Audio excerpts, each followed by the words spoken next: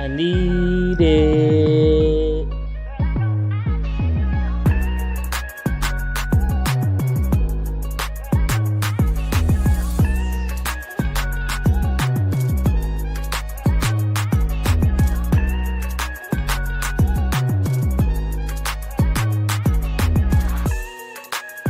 I'm telling y'all, lock it in.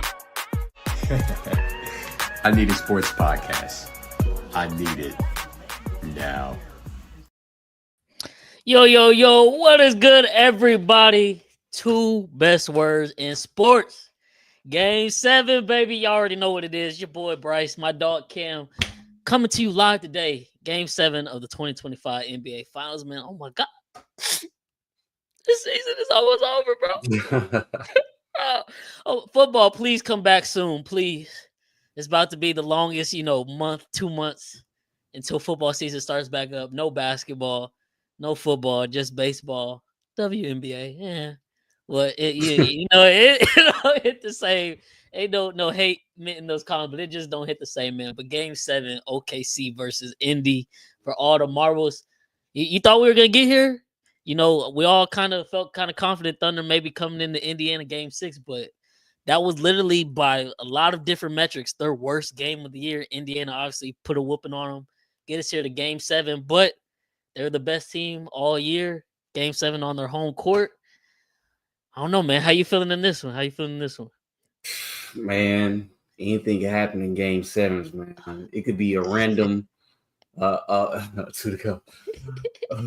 It could be a random role player in your season. It is like, damn, I really just lost to fucking motherfucking name Ben Mathurin or Obi Toppin, some random shit, bro.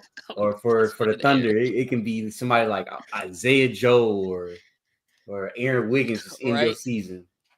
Like, Miles Turner been shooting terrible. Chet Holmgren been shooting terrible. Miles Turner and Chet Holmgren both go for 7 threes or something crazy. Just cause it's games, you never know what can happen, man.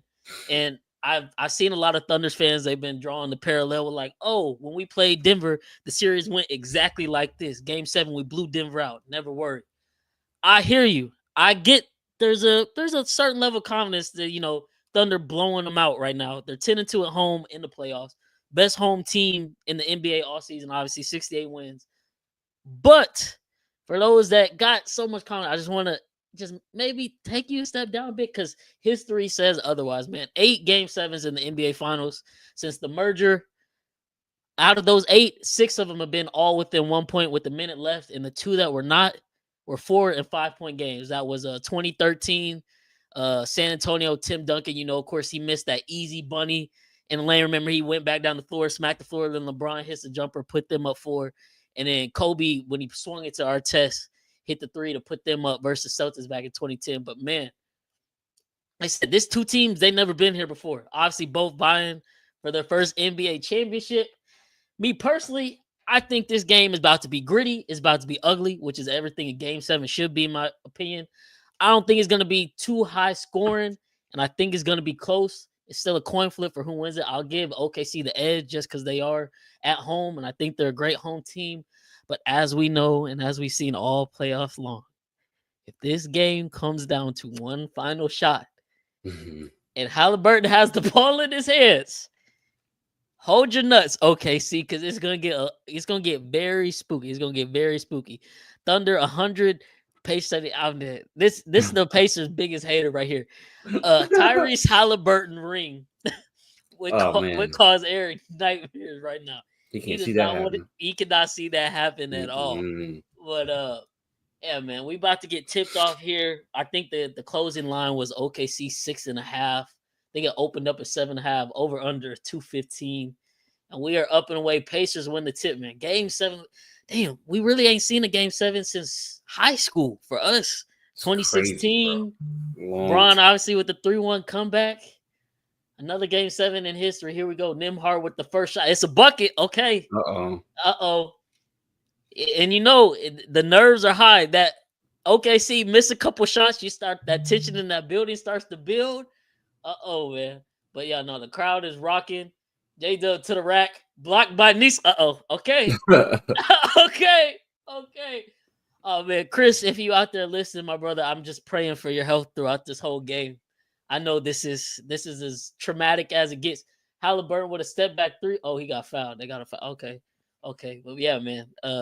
I could only imagine how he's feeling. Our guy Chris, diehard, lifelong OKC fan, literally the most authentic Thunder fan I think I've ever met. Been there since the beginning, through the ups and downs, the fallout of the original Big Three, those terrible years to the build up now to where we're at with SGA, NBA MVP. Can they bring it home? Can they bring it home for Chris and the rest of Thunder Nation, man? Shoot, I'm not gonna lie. I was in College Station earlier with my girl, and it was a huge thunderstorm, and I was like, "Uh-oh, is this an omen that OKC Thunder winning Game 7? I don't know, but see, I go for 3. Whoop. Oh, I think I might be a little ahead of you. I'm gonna try my best not to. Siakam. They can't miss. It's always good to see that first one go through the hoop. You know what I'm saying? Mm-hmm. Hey. Nembhard playing harassing defense. Pause. Get the. Oh, and I think they just got a foul too. Okay, Indiana coming out tough on defense these first couple possessions. Like you said before we hopped on, talk about you said you think Rick Carlisle got something up his sleeves.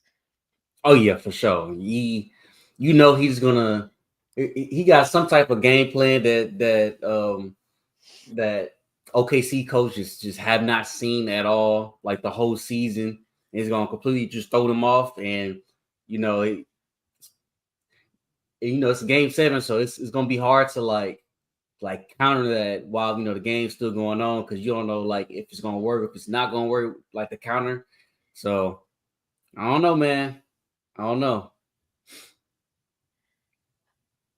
Yeah, I'm interested to see what they threw too, because it seemed like last game again. Obviously, OKC, like I said, by a lot of measures, had the worst game. I think Shea had a career high 8 turnovers. J-Dub, even though you got to take the plus minus stats with a little bit of grain of salt depending on context, but he had the worst plus minus in NBA Finals history with a minus 40. It was just terrible all across the board from OKC, but Indiana definitely ratcheted up that defense. They kind of shut J-Dub's water off. I don't even think he got a bucket in the second half. But, hey, like you said, they was do or die. Pacers back against the wall. Maybe Thunder came out, kind of relaxed, knowing they got a Game 7 at home. I mean, I'm not saying that's the kind of mindset you want to have, but maybe that played a little bit of a factor. But now here, Game 7, like, you don't get no do-overs for this one. No second chance, so you got to leave it all out on the court. And shoot, right now, teams going at it. Like I said, it's going to be a gritty game. It's 5-4 in the first 3 minutes. A lot of awful-looking shots, a lot of rough-looking possessions. Everybody locking up right now. Okay, Chet with the little turnaround. Thunder finally get the first lead of the game, 6-5. And I know the crowd is just itching to go crazy in there. Mm-hmm. That first, Thunder 6-7-0 run. Maybe it's blow up, man. Oh, it's gonna blow the roof off that place for real.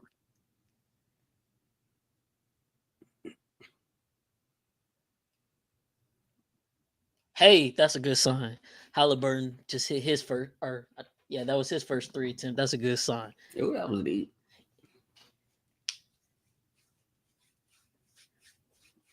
But in other news too, I mean, you would think Game 7, that's the biggest NBA news today. But man, it finally happened. My dog, Kevin Durant. Welcome to H-Town, baby. Rockets did. Whoop. I'm going to just let you watch that second. Oh, no. Oh, okay. Hey. All right. What the hell? What the Halliburton? Hey, that's how you feeling, Game 7, Hallie? This what it's about? Oh, my God. They acting different. I ain't never seen Dort do a layup like that. But Kevin Durant traded to the Houston Rockets. We gave up Jalen Green, Dylan Brooks, our 10th pick of the first round this year's draft, and 5 future second round picks. I like it. We got to keep Cam Whitmore, Jabari, Tari, and Reed Shepard. Hey, I'm not saying like, oh, now we directly, finna win a championship or nothing, but out of all the people you did not want to let go of, I feel like we kept the core that we wanted together. And again, those 5 future seconds, those are, second round picks. Maybe you hit on 1 or 2, but it's the second round. It's not like you're finding too many gems there. So I'm not mad at it. Kevin Durant, I feel like he still probably got 2-3 years left in the tank. Nice, solid vet. And obviously, Houston needed someone that could get a bucket, like when you need to get a bucket. That was our main problem in the playoffs this year. Obviously, Jalen Green failed to do that on countless times in the Warriors series. He had to get up out of there. We couldn't watch no more of that. It's been 4 or 5 years waiting, for him to take that leap. Didn't happen. Maybe he, in a new environment, he could take that leap, but it wasn't going to be with Houston. So I'm happy. I don't get some of the fans being upset. I seen some of the Jalen Green fan pages on Twitter super upset. Like, oh my God, I wish nothing but the worst for the Rockets. Like they messed up. They traded a 23-year-old super. That man is not a superstar, bro. He is not a superstar at all. And it had to happen. He didn't want to show up in the playoffs. That's what it had to be. Hallie again. Oh, I was finna say it's finna get real spooky if he hit a third. Oh, 2 for $1. 2 for $1. Hey, time out. He's shooting. And he talking that shit. He's shooting. And he talking that shit. He pulling that. Oh my God. That's how you feel it. Okay. We might got us a good one on his. I was really nervous. I didn't know what Hallie was gonna come out and do. But 3 for 4 to start out the game for 3. Oh, you saw. I know you seen what he said right there in that slow mo. You know what those words are. I don't know who he talking to on the sidelines, but we all know what those words are. He probably talking to Trinaz over there on the sidelines, talking shit or something. But 14-10 to get us started. First commercial break of Game 7. Indiana has come out strong. This is the best they done came out in OKC all series long. I mean, shit, every game that's been played in OKC, Indiana, I know they won game 1 because they made the miraculous comeback. But that's the best start they've had. Every other start has been terrible.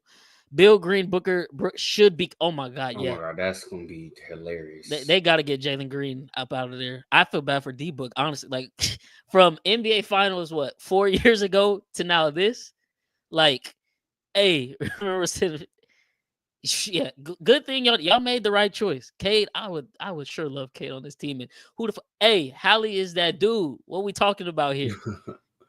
Don't mess with the Halliburton. He said he still got some more bombs to drop. Y'all playing on his name, man.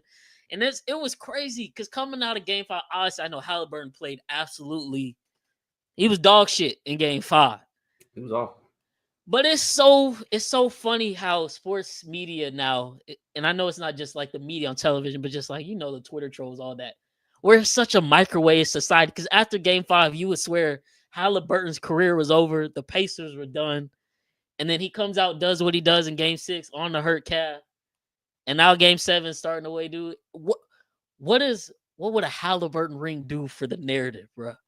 I don't think, if he's going to hoop like this and they win this game, it definitely ups his chances to get NBA Finals MVP. But as of right now, I think that would probably go to Siakam. What would a Hallie ring do for everything? Hallie has no. Yeah, I don't know. Because I would definitely be pressed up on him trying to see, like, hey, is that calf good for real? Like, I know you got a couple days of rest, but all it takes is the one wrong step. Knock on wood. Obviously, I don't want him to get hurt, but yeah, they kind of sagging off, and now he kind of got a rhythm. But talk on that Halliburton ring after he was, a lot of people don't talk about it because he's not as name brand as like Jason Tatum, but he was another guy on that Team USA roster that got no type of playing time. What would a Halliburton ring do, man? Because that's what the talk has been all week. Ring culture. We heard what Bron said. Then we heard what Stephen A. dumbass said. And then I was actually going back and I re-listened to Gilbert Arenas stuff on my way home before the game. And Arenas was actually making points with that went in line with what LeBron said, what T-Mac was saying too. Like, man, I know rings help, a resume, but it don't have to take away from the players who don't. But Tyrese Halliburton to go from most overrated by his peers to arguably the most goated playoff run, if this ends in a title, I don't know. Nah, that definitely would be a really good ring, really tough ring. I agree, Eric. I agree. Nah, for sure. It definitely. I don't agree. I don't know what it does for him, man. Obviously, would he be like I don't know. Would he be the best point guard in the league? I don't know if you could say he's I'm the not best ready point to guard in say the that, league. but I think it solidifies him in that top 5. Now, who Yeah, you for want sure, to list top at 5. 5? Yeah. He for sure top 5. But like, is he better than Luka, or is he better than Steph? No. What it does though, like how we're kind of saying, Shea kind of bringing back the jump shot, because it's for the last couple years since Steph hopped on the scene. It's been about threes, and then obviously the Celtics last year just took it to new heights where all they shoot is damn 3-pointers. Yeah. But I think it would be the renaissance of bringing back like what we always kind of argue about now since Steph got in the league is what happened to the true point guard. Like back in the day, it was Chris Paul, and then for them couple years, like Chris Paul, Darren Williams, the 2 best point guards in the league. But they were like complete point guards. They could get a bucket if they needed to, but they were all about creating for their teammates and all of that. Hallie brings that back because it's not like I said, I remember when we had the discussion about him and Brunson before that series, and it was like I put Hallie over Brunson, but it's like I'm not expecting Hallie's not a guy like Brunson where it's like you consistently count on him go get you 30. Yeah, it's gonna be some times where Hallie go get you 30, but that's not what you're expecting from him. You're expecting a solid 15 to 20, 8 to 10 assists, 5 to 8 rebounds, and every now and again he will mess around and get you the triple double. But it's not like he got to get you 30 off rip, because that's not who he is. But he can lead a team. Like if you build a team around a point guard who can share the ball, things of that. And I mean, I didn't necessarily think Pascal was a 1, but Pascal has been their 1. It kind of goes to just add to like the parity is back in the league. What is this, the 7th year in a row, no back-to-back champion, and it's no more super team BS. You got to build a team and build a team that goes to your best player strengths. Hallie is distributing. So what they do, they put a team around him that can shoot the basketball, and it's proved dividends. And I think Caruso just came in the game and got 2 off just like that. Okay, He's ready. He's ready. Hey, and that's what you love to see from a vet, because Caruso, literally, I think besides Pascal on Indiana, let me think. Is there anybody else for real? Shoot, they the only 2 that's been in this a moment like this for real. Not like Game 7, but just the NBA Finals. So Caruso, you definitely relied on his experience. He didn't have the best Game 6 either. So Caruso probably, when it's all said and done to end this game, Caruso probably ending the game on the court, because for sure. he gonna be needed for sure. But if OKC doesn't get this, I remember when, we watched Game 3 live on here, and we were saying, man, once Indiana won, this is tough. Like if OKC loses, is it become, J-Dub, the dynasty starts after you? Then the next 2 games, J-Dub proceeded to go off, finishing Game 5 with the 40 ball in the dub. If OKC were to lose this, what do you think? Because is it just simply, let's run it back, like we were that close? Or do you still maybe explore the possibility of, okay, we trade the house for Giannis because we're right there? Because if not, J-Dub's probably commanded $250 million this offseason. Like that's what he's due for. Yeah, Halliburton just, oh shit, no. Why is he smacking the court? No, fuck. Oh my god. Can you get up? He tore his Achilles, bro. He just said he did it. No, bro. Are you kidding? No, that's fucked up. No. Oh man. No!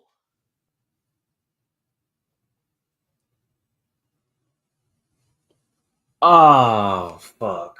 Fuck! Fuck! That's fucked up. Fuck! No, bro. What the fuck? Why can't we have anything great? Oh my fucking god. Oh my god. No. No! Fuck, bro. Nobody's ever playing with the calf strain ever again, dog. No fucking what? Are you fucking kidding me? And you seen it pop too. Yeah, that's definitely. Oh my fucking. There's no just 40 more minutes, bro.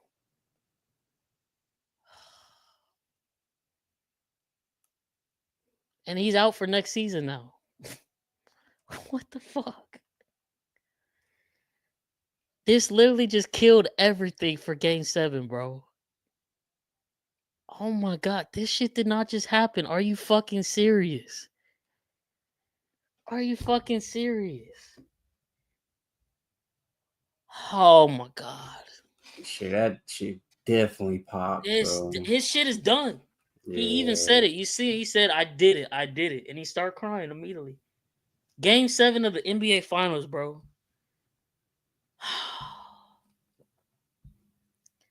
And I hate it because it's like, it's props to him for playing.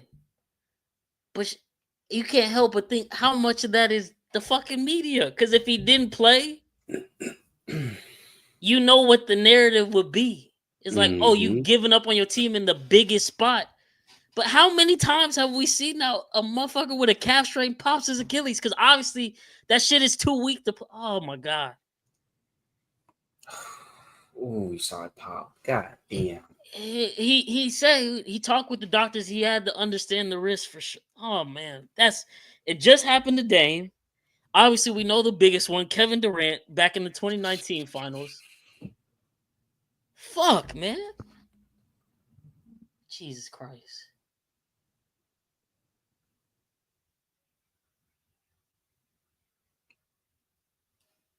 Dog, that's.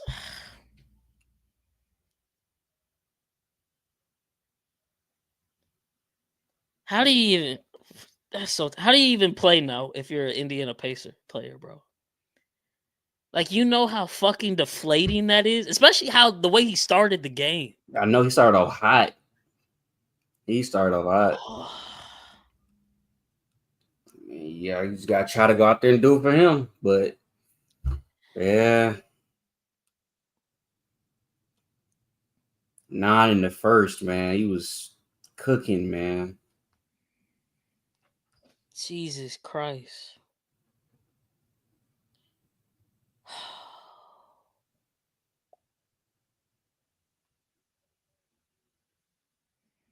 Bro, he was having the most magical run ever.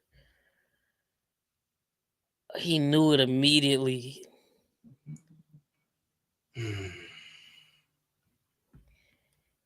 No, man. TJ McConnell, please work your magic.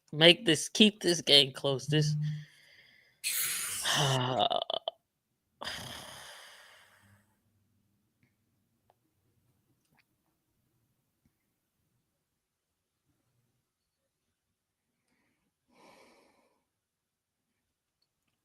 Nah, man, them calf injuries, bro. Calf strains, that shit. I think players gotta stop playing that shit, man. It literally can't happen now.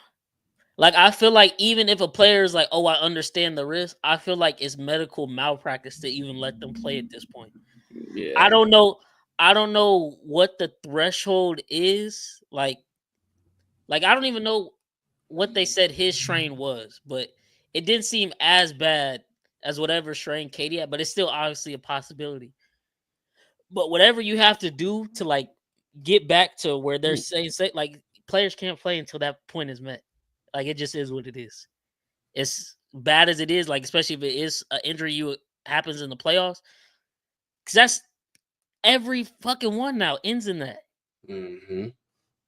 And it's like, damn, obviously we're so advanced now with, medicine and the resources and training.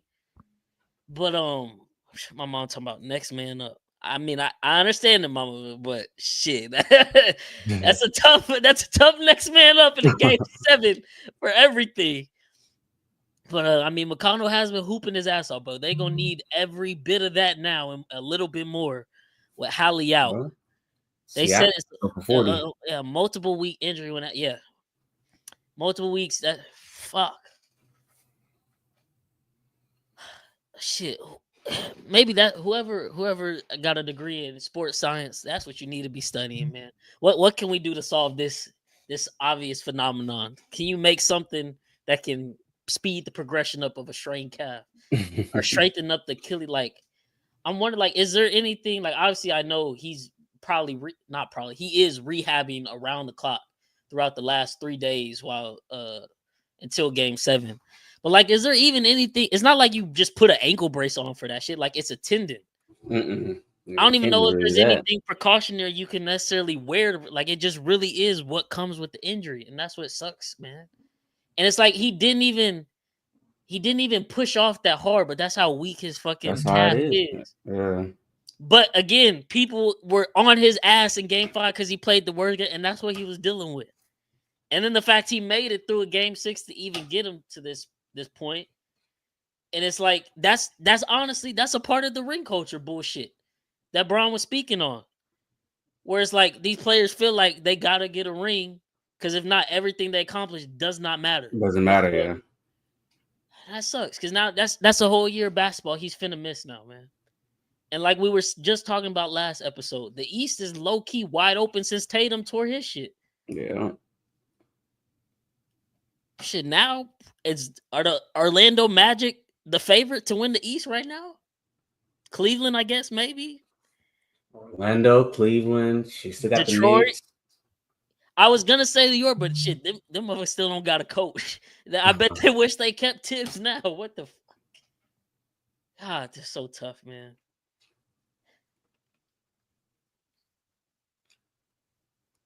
That's great defense for Mathen right there. It's 20-22, a minute 50 left. So, I mean, in the 4 minutes since Halliburton has gone out, Indies, weathered the storm, still staying in it. But that's a terrible pass right there for McConnell. Turnover. Cannot have that. Fuck, man. Try to cross-court pass. And I was just so hoping, like, not even if he made it, I was just so hoping we would make it to end of the game and just Halliburton has another chance to etch another shot in history. Right, and now we're robbed of that opportunity, bro.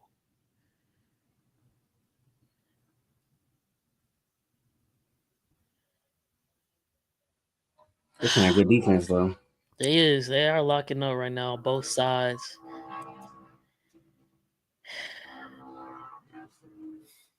I just can't believe that shit happened, man. I almost want to shed a tear for Halliburton, man. That's crazy, bro.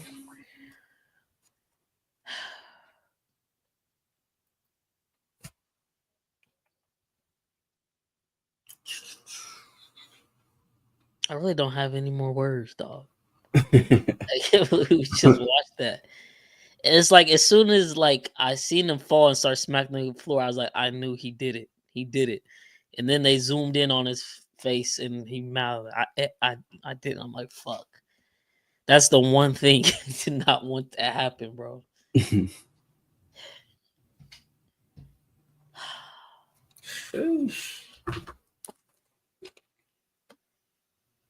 And like, shit, that is one of the worst injuries to come back from too. Obviously, he's young.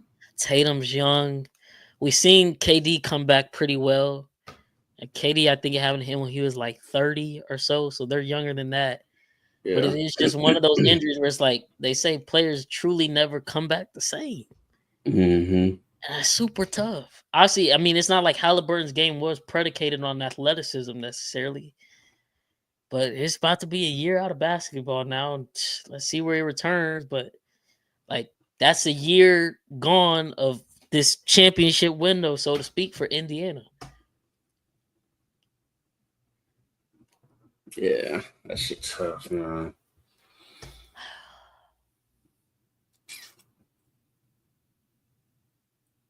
And McConnell out here tripping. That's 2 terrible turnovers. Charge. That's got to be a charge. They called that a block? Or did they call it a charge? They called that a block? Wow. And McConnell got to take care of the ball. Shit, now he in this spot. Yep. Damn, they got no other point guard than him too. They don't. That's tough. Nembhard gonna have to fill in. There is that aspect too. That's a good point Eric just made. The aspect of the Thunder is like thinking, "Oh, we got it in the bag," and kind of letting their foot off the gas. And then next thing you know, Pacers are in this game with 2 minutes left, and anything can happen at that point.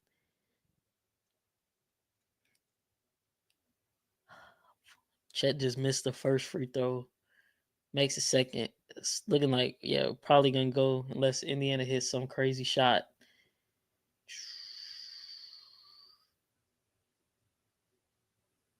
Ooh, Siakam almost messed around and hit that shit. 25-22, end of the first quarter, game 7. The Thunder were negative 2.5 first quarter. We have spread draw. Damn. Not they replaying it as soon as we go to commercial break.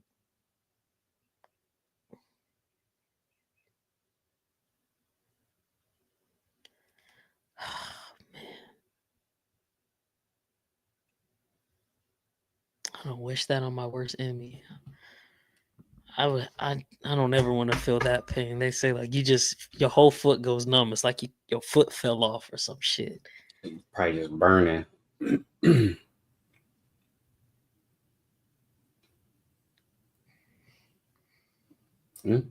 See, I can just gotta step up now.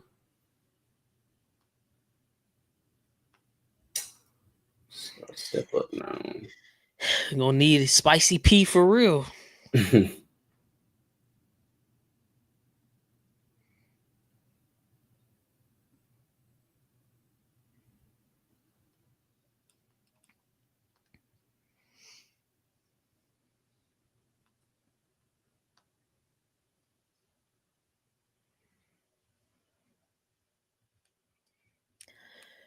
Dang, man, we can't have nothing great. What the fuck?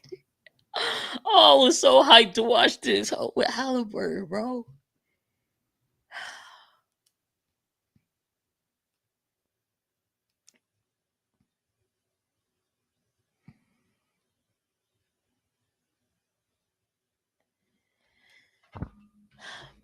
Man. Well, Pacers defense gonna have to step it up because at some point it's just the way the game goes. It's a game of runs. Thunder are going to make a run. That stadium, arena, whatever you prefer, is gonna be rocking. And you don't have your leader no more to kind of weather that storm, keep the crowd calm. It'll probably be third quarter. Start of third. Let's come out on fire. Yeah. Wow. Yeah. That's what it's probably about to be. Man. Now we got the forever Twitter discussions after the fact. Oh, Thunder wouldn't have won if Halliburton ain't got hurt. And then Thunder fans saying, you can't just say that we don't want to feel like, oh my God. I already see the asterisk. Well, I already see someone say that. Mickey Mouse ring. Like, oh, yeah. Devil Magic ring. They got lucky. Like, oh my God. And then if the Pacers do fuck around, they're gonna be like, Halliburton's Achilles was the last sacrifice. We're such an unserious fucking group of people, bro. What has happened to us?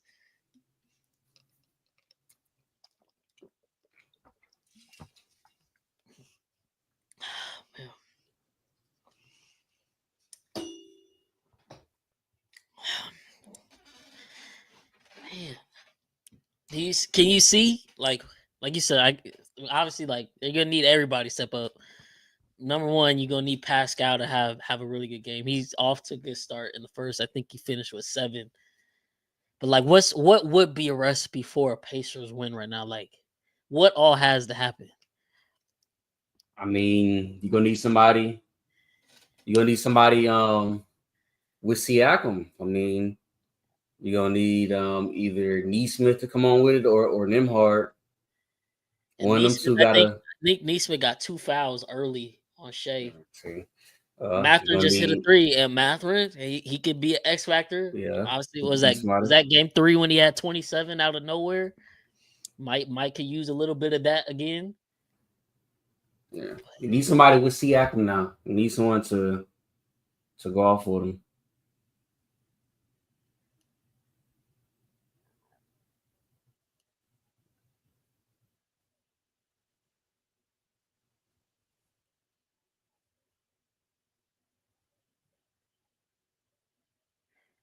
I guess obviously like not a good thing that Halliburton is injured, but if you're a Pacers fan, player, whatever, if you knew for certain Halliburton was gonna get injured, the best case scenario was Game 7, where it's like you don't have to worry about anything. You just have to find a way to somehow win this game.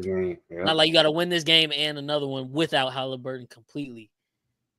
But man, Hardenstein just missed 2 free throws. Hey, Game 7, all these players, it's real tense in there right now. Yeah. Real gritty. There you go. Pascal to the yeah, they got Kaysen for the foul. Okay. I didn't even see who's the ref crew tonight. I know Scott Foster not reffing because it would have been hearing all about that if he was, unless I just missed it. But who's I don't know. I think it's a bunch of randoms, I think. Okay.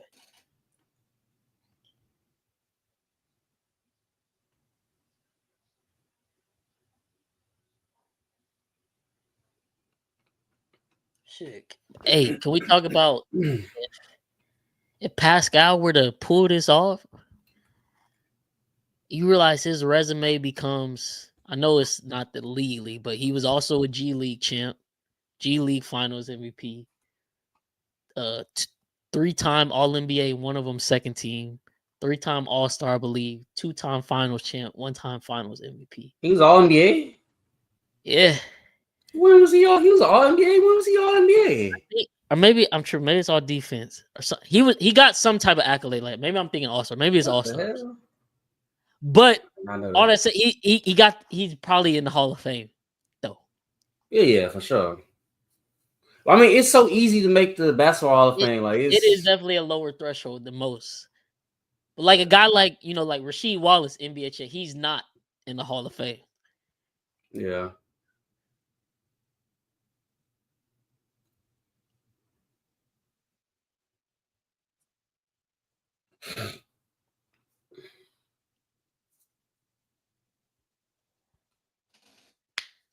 Oh man. Damn.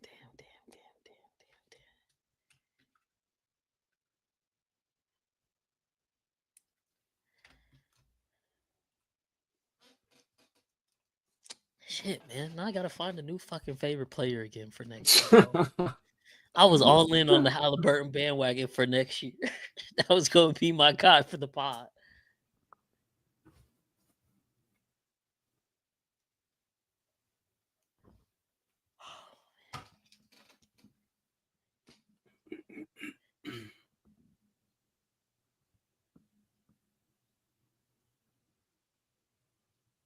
$28-27 Indy.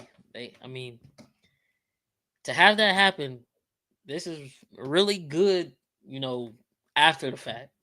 Like we said, we know a run will be coming some point, sometime, because it's just the game. But I think J-Dub just picked up his second foul too, so that's kind of a big thing. I don't know. Did they take him out? No, he's still on the court, but J-Dub does have 2. So shit. I mean, if I'm Indiana, I'm attacking J-Dub, force the ref's hand, maybe pick up that third, get him off the court as well.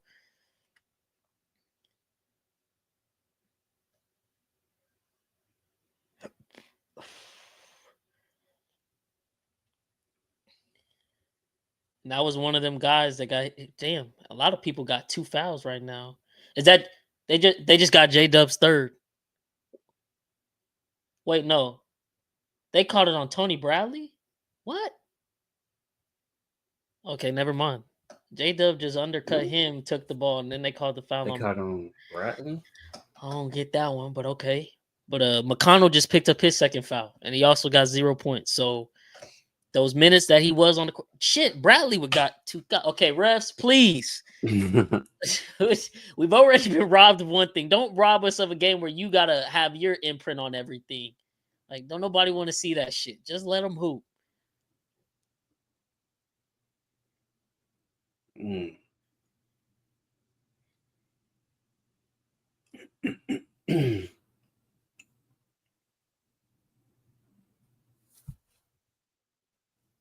Siakam might have to play the whole game.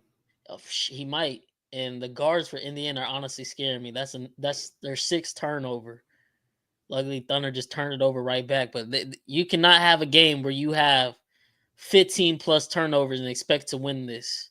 Yeah. In OKC games. That can't be the recipe for success. You gotta take care of the ball. And honestly, I would love for them to get Siakam some easier shots. He getting pushed all the way out to the damn near the 3-point line to post up Case and Wallace. But it's like, you lost your best creator.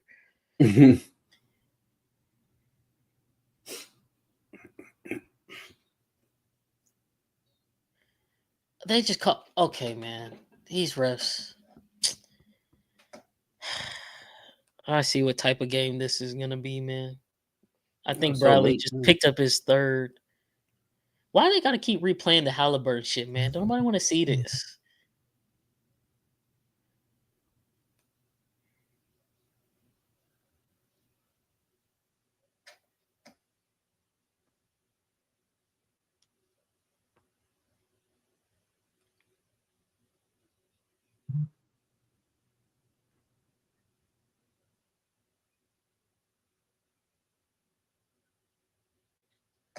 J-Dub would have missed free throw. Shit, well, for the Thunder, they're not doing a good job of trying to capitalize and get motherfuckers out of here. You're supposed I think to take that's off like right now. the 5th missed free throw I've seen, 4th or 5th. They supposed to been took off. You can't keep these guys. I don't care if cannot Halliburton not here. Yeah, you cannot let them hang around.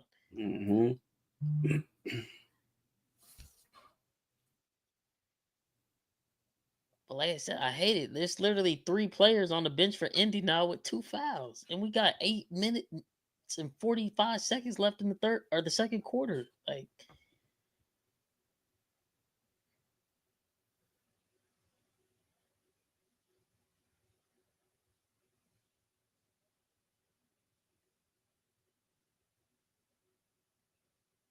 good passing him hard. That's not a okay. I was finna say, after all the shit y'all been calling, that's gotta be a foul.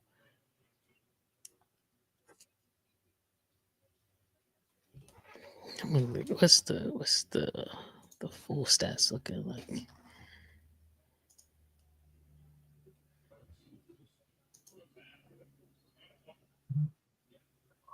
Everybody and their mama missing free throws. Oh my god, this is terrible. Everybody nervous, shaking.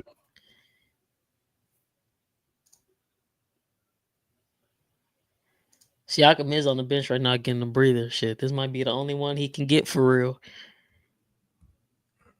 But he's the 2nd leading scorer with 8. Hallie's still the leader with 9. 3 threes. Shea got 8. Chet, J-Dub got 5 apiece. Caruso got 8 off the bench. Did they just get another? Oh my god! Okay. Oh, the refs making themselves the stars of Game 7. I mean, that is a foul. Nembhard definitely just grabbed his arm. Are they calling this a shooting foul though? Because I mean, he's going to turn around. Oh, Shea's at the free throw line. Lo and behold, who would have thought?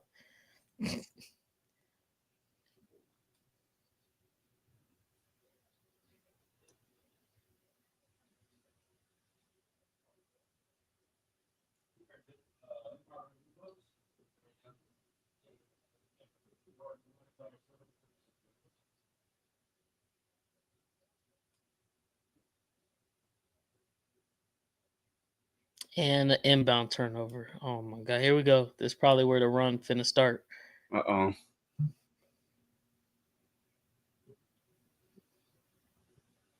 Shea for 3. Ooh, if he would have hit that, roof would have came off that hole.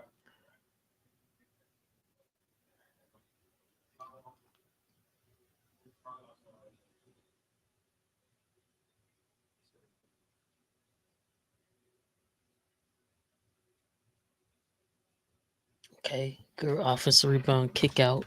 Neesmith for 3.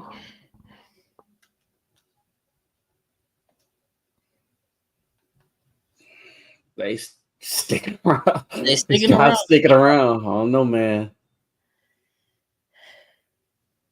Bro, oh my god. So, like, it's game 7. You know, every time you get a rebound, OKC is looking to punch the ball out. Every time. Don't bring it down.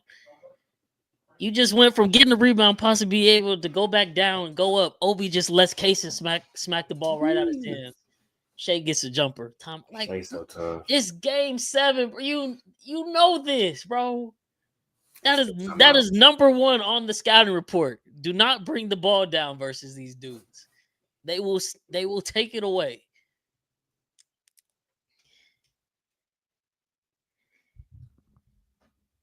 Shea, I think, what is that? That put him at like what, 12 or 14 now? 12? Yeah. 12. He know what time it is. He came ready to hoop. But like you said, Pacers, I mean, it's now been a whole quarter essentially since Halliburton has went out. You're only down 2. And really, you're down 2 because you've had some pretty bonehead turnovers. So, I mean, this is right where you want to be given the context of everything that's occurred. But they definitely going to have to clean up. I think that was their 7th turnover, if I'm not mistaken. 4, 5, 6, or 6. Yeah, that was turnover number 7. Yeah. They got to get it together.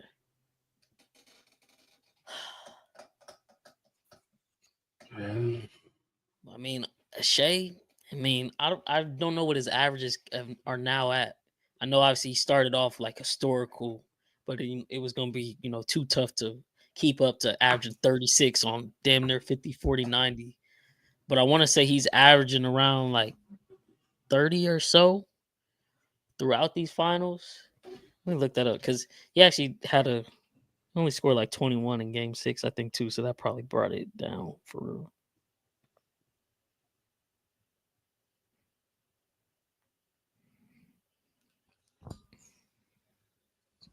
On handy dandy chat GPT, what's Shea's finals averages? All right. It gave me his averages after game 5. After game 5, he was averaging 32. I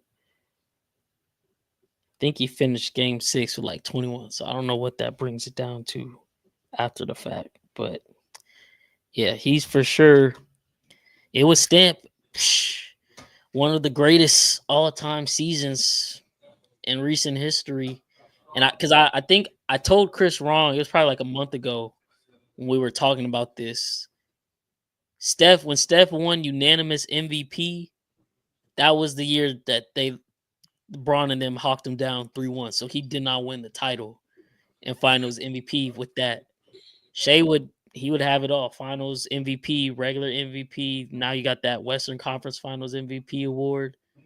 Scoring leader for the NBA throughout the season. Number 1 team, historic 68 wins. Add the NBA Finals MVP on top of that with a chip. You in a different tier, my guy. You definitely in a different tier. I was listening to Nick Wright talk. He was saying basically like some of the people most to gain within this game 7, and it was like Giannis, Joker, and Luka. Because like if the Thunder lost, like, of course Shea now has the MVP over Luka, but you could kind of argue them still being neck and neck. But Giannis and Joker be like, okay, we still have our argument for top of the throne. But if SGA gets this, not the MVPs, obviously, but he's got the championship too, and he's matched him. He's right there in the discussion. And I mean, technically, he has the bragging rights because that's what we kept saying for Giannis and Joker when they both won, is that they get the bragging rights. Master just drove that really low key looked like foul on SGA, but they ain't call it. And Casey Wallace back down the court for 3. Here it comes. Here it comes.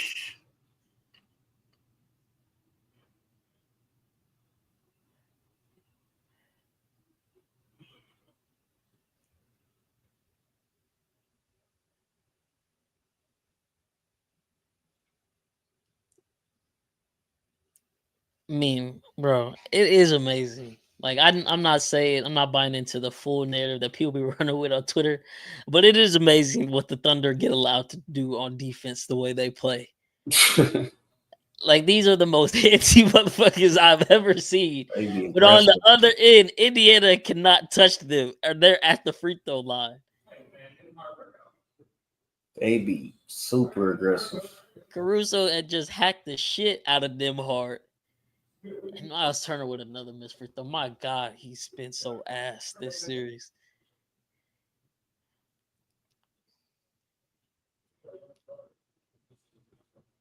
Nine minutes, 1 point. That's not going to get it done, Miles Turner. That's not going to get it done.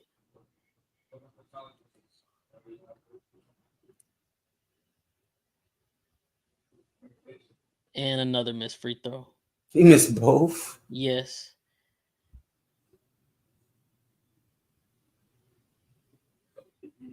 TJ not hitting either. Yep, it's gonna be a long game for the Pacers. That's a great look that TJ got. Oh man. Kaysen would have hit that. Oh my God. I know it's still the same quarter, but the game might have been over had he made that shot.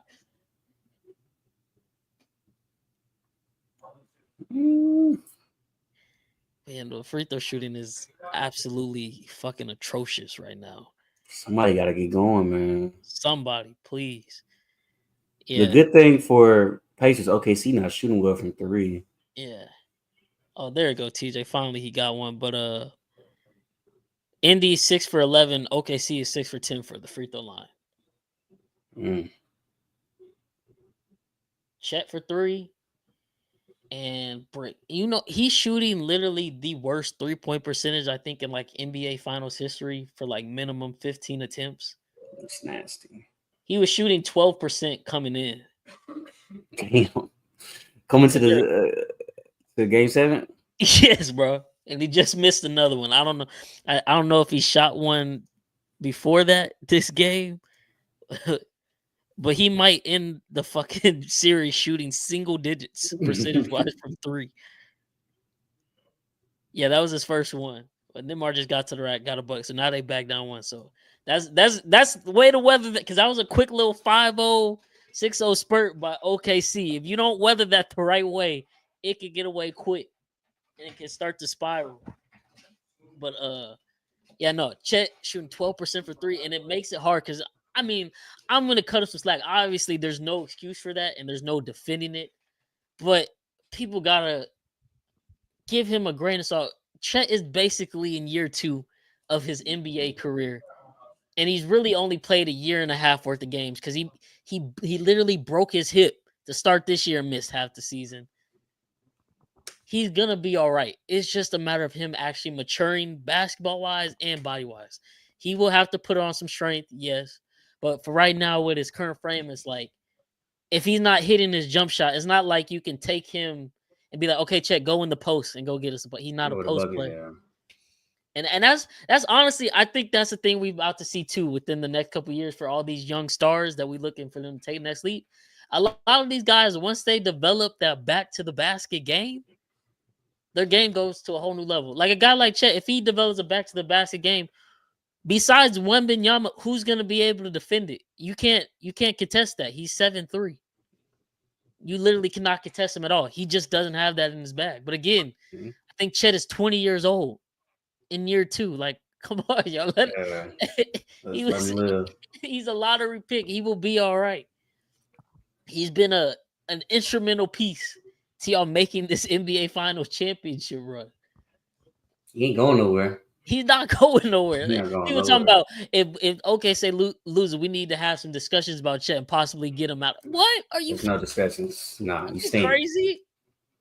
You about to give up a 7'3" stretch big in today's NBA? Yeah, okay.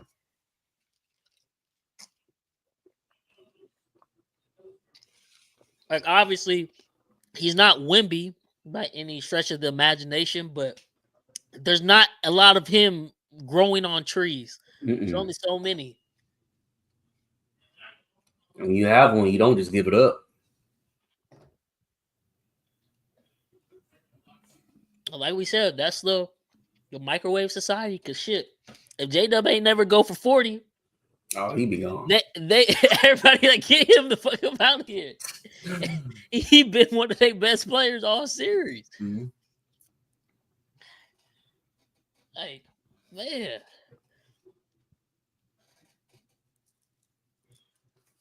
Like, it will be interesting to see. Like, I would want to know what Sam Presti has up his sleeve for next season. Like, what does the offseason look like if you don't win? Because I mean, the last thing you want to do is this end up like that first OKC Big Three, where like remember, obviously they made it to the finals, and everybody's thought process was like, well, I mean, you just ran into prime LeBron James, and you know, you're like, okay, well, we'll be back. The young core like Russ, KD, Harden will be back. Then obviously Harden leaves to the Rockets, and then you never make it back to the finals. Then KD leaves, and next thing you know, like never again. So you don't want that to happen. But I mean, I feel like J-Dub, Chet, Shea, they've earned their keep here. And obviously they have a deep bench. Maybe it has to change a little bit if they aren't to pull this off. But no, you can't get rid of any of them guys right now. Mm-hmm.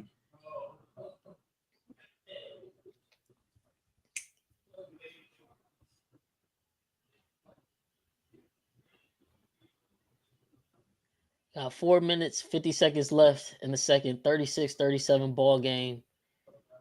Damn, was that a Dort 3? Okay, see, the lid has kind of come off for them a bit here in a second.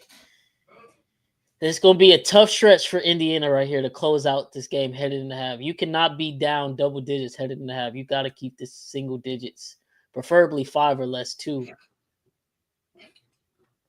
Okay, there we go, Miles. That's a good shot for Miles Turner. He ain't seen the ball go through the hoop a lot. Hopefully that could get him going maybe a little bit. Bro, what the hell? Dort, okay, I hate Lou Dort. I'm gonna just say that, bro.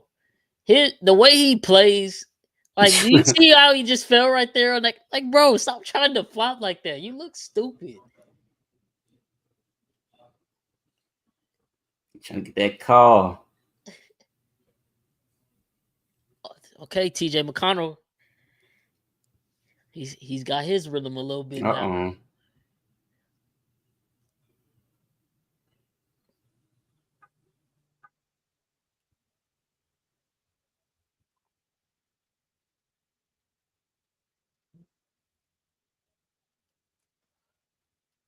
Miles Turner and Chet Holmgren having an ass off. I think Miles Turner shit was like 18%. So he really not no better. He just threw up another brick. Oh shit, Siakam. Oh, Siakam, you got to take that, bro. You got to take that shot. Like you the guy right now. Siakam. Yeah, you got to take that. You got to take that. I'll live with you missing. You got to take that one. I'm just happy they didn't call no foul right there. That's straight up and down textbook by Nembhard.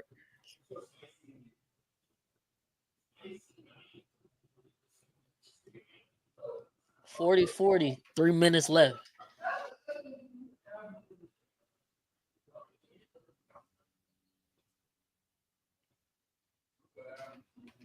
OKC got 5 points off Indy's turnovers to Indy's 0 points off OKC's turnovers. So Indiana's been able to limit their turnovers here the last like 4 or 5 minutes down the stretch, which is good. But they're going to have to turn over OKC at some points too, get some buckets off there. Shoot, maybe they can go on a run of their own.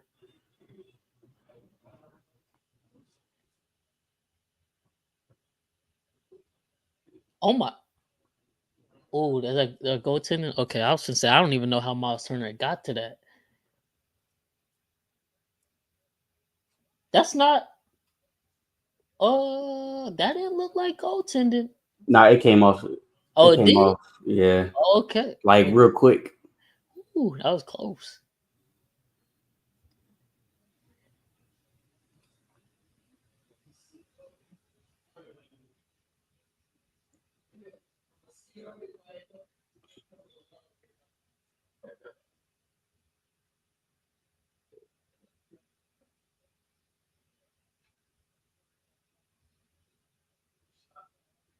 God damn, Dort.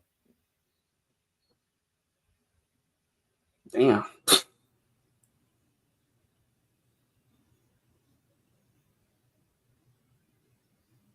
Got a tie up with NISPod the heart song, but it's 0.5 on the shot clock. I don't even shit unless yeah. That's probably shot clock violation unless it lands in the OKC player's hands and they throw it up.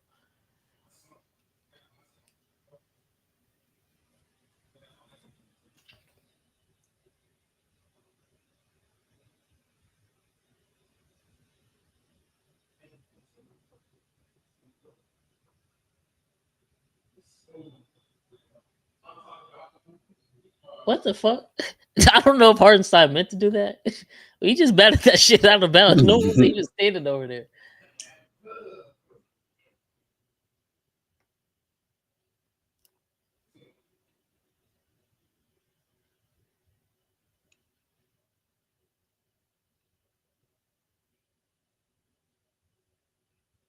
Oh, okay, Matherin. Hey, he really gonna have to be the X factor. He the one guy that can beat a bucket for real. Mm-hmm. That's a double. Ooh, that's a turnover. Okay, Indy, close out this half strong. Go into this third quarter with some type of momentum. That's a tough bucket. Is that Kim? I hear in the background. Yeah.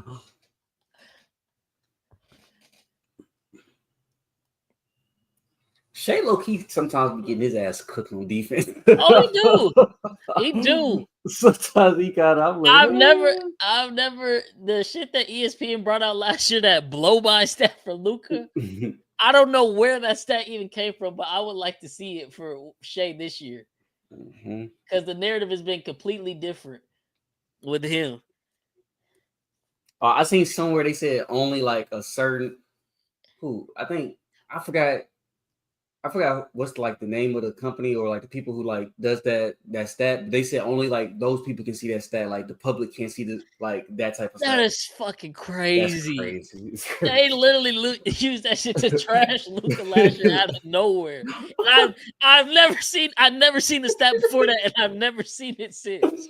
It's the only time I've ever seen this stat. Isn't that such a great stat? Why are we doing it every game? Well, this game you had a blow by percentage of 55%. We're gonna need you to step it up on closeout.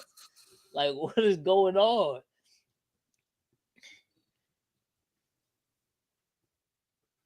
But Siakam at the free throw line knocks down his first. I think Kasem might have just picked up his second or third foul.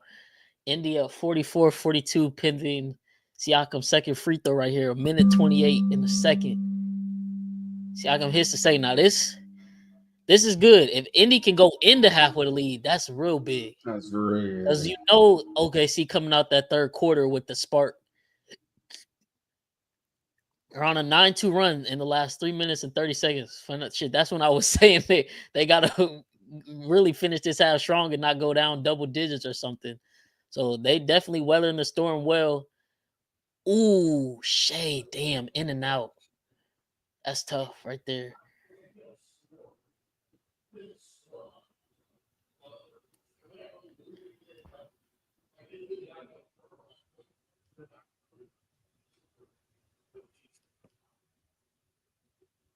Damn. Connor almost, or the Nimhard almost hit a step back. Hey, Nimhard got a strong ass shoulder. Strong ass shoulder. Damn, Hartenstein, he hit that shit. That's a clutch in one. Oh my god. Oh wow. They hacked the shit out of him. He still finished that.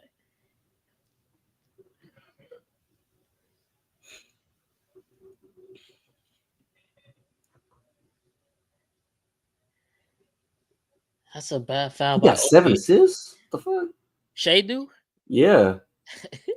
Damn. What you say? What you be saying about him?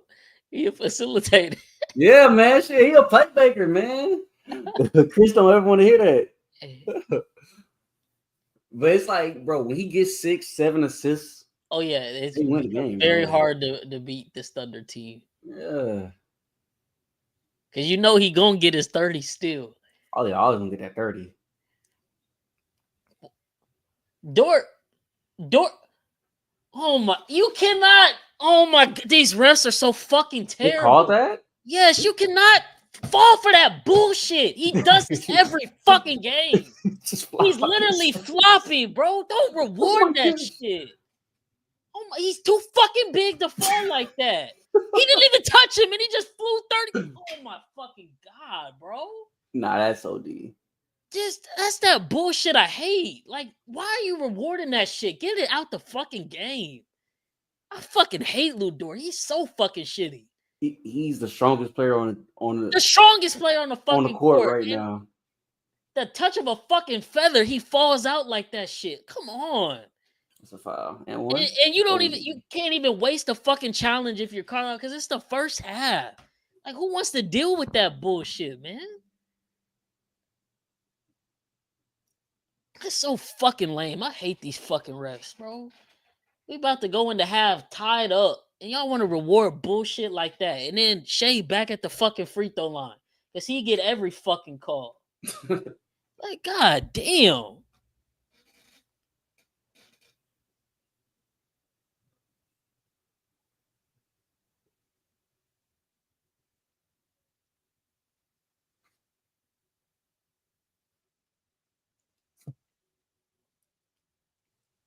Just like that, Indy was up 3. About to go into half, possibly up. Now they probably go into the half down 2 if they can't tie here. They should hold for final shot. But look at Caruso. Gets the hand check all the way up the court. No call. It's just like I don't care if you're not gonna call that shit on but don't call it on Indiana then. Like, just keep the shit fucking even. Oh, that's a big fucking 3 from Nemhard. Fuck them, bro. Ooh, hell yeah. What a step 3 shot. God damn. And here we go. Good fucking karma. They deserve to go to the half with the lead. Fuck that bullshit refs doing. 48-47 in the at half, man. That's the way to weather the fucking storm. Let's win this shit for Halliburton, man. I'm full Indiana. I'm sorry, Chris. This shit is irritating. That's a tough shot. Oh my god, that was tough. That's that patented Nemhard step back right there. Oh, man. 48-47 I had. Like we said, it's finna be a gritty, nasty game 7. Hella bricks being thrown up by everybody. Obviously, if you weren't tuned in the first 5 minutes of the first quarter, you missed Halliburton. I mean, obviously, MRI hasn't confirmed it, but I mean, we're all fairly certain what it is. He tore his Achilles from that calf strain, literally just caught the ball, triple threat, took off that right leg, and you just seen it pop, the little ripple. He immediately said, no, I did it. Sad scene for real. Obviously, you don't want that to happen to the star player. Obviously, game 7 of the NBA Finals, this is what you dream of as a kid playing. And I mean, this essentially means he's out all of next year as well, given the time frame for an Achilles recovery. But all that said, if you're Indiana, you're up 1 at half. You don't have to win any other games but this one. Find a way to do this. And yeah, Thunder are playing around too much. And what we say, the last thing you want to do is let this fucking Indy team hang around. Because when they hang around in that fourth quarter, get to it, final 3 minutes, close game, they've done it all playoffs long. I get some of it is, you'll see the stats like, teams in this situation are 0-700. And I was 1-700 thanks to the Pacers. But the amount of times they've done it at this point, I can't necessarily call it luck anymore. They're obviously very comfortable in these high level situations. And so you do not want to put yourselves in that predicament if you're OKC, but they are definitely bullshitting around right now. As a Pacers +7 under 215 better, I love where we're at right now. I just need them to keep it close, man. I just need to keep it close. If they keep it close, I would say it's shit. It's a coin flip at that point. Anybody can win this whole man. But I do kind of want to go look. Because watching the game, not listening to anything on audio. Thank God, because I can only imagine how fucking terrible Doris Burke sounds right now with her trash ass. But I do want to look. I've seen they showed some tweets. Obviously, some of the NBA players reacting to the Halliburton injury. I do want to do that real quick. Let's see. That is so tough, so tough, so tough.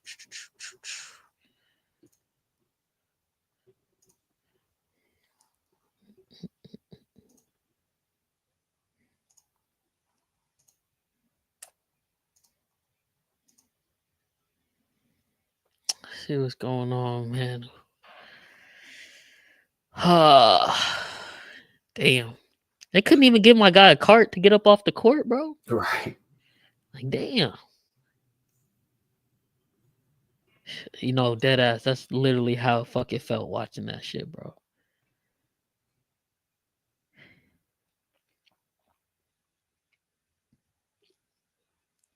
Damn. Yeah, like we said. From now on, bro, cash rain, I feel like it's just to be on the safe side. Cash rain you out at least a month. Yeah. It don't even matter what level strain it is either. Like it has to be shutdown injury now. Has to be a shutdown injury. God, they saying Siakam really a demon, bro. He's been in all these games. Nah, that is crazy. Oh my God.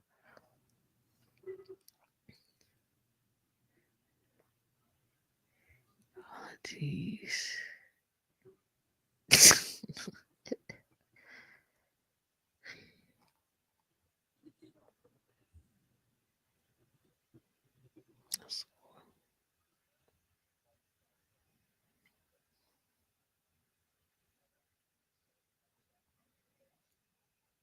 No, that is sad. We lost Lillard, Tatum, Halliburton all in one postseason run, bro.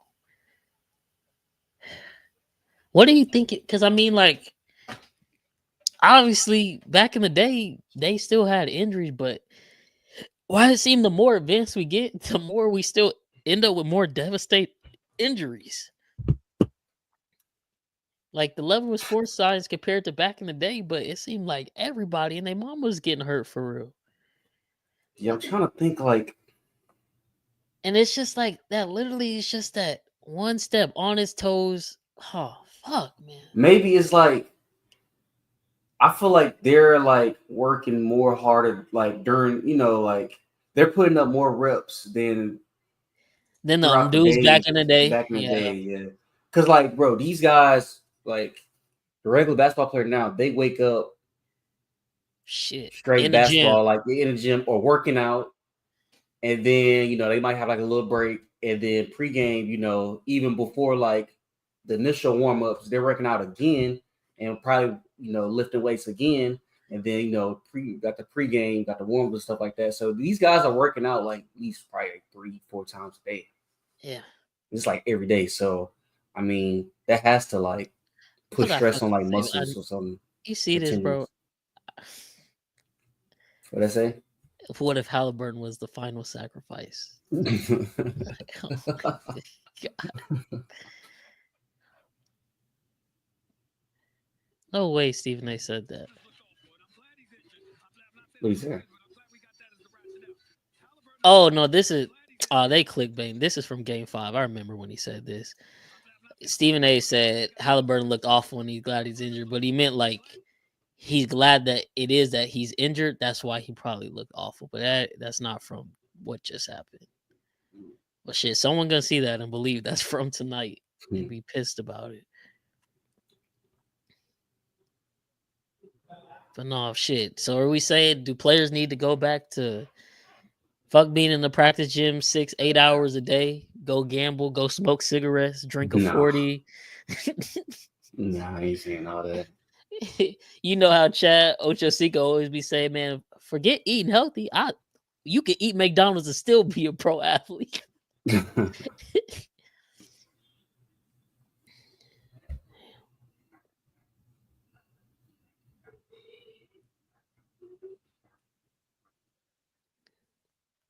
This is so tough for Hallie, man. I'm so sad for him.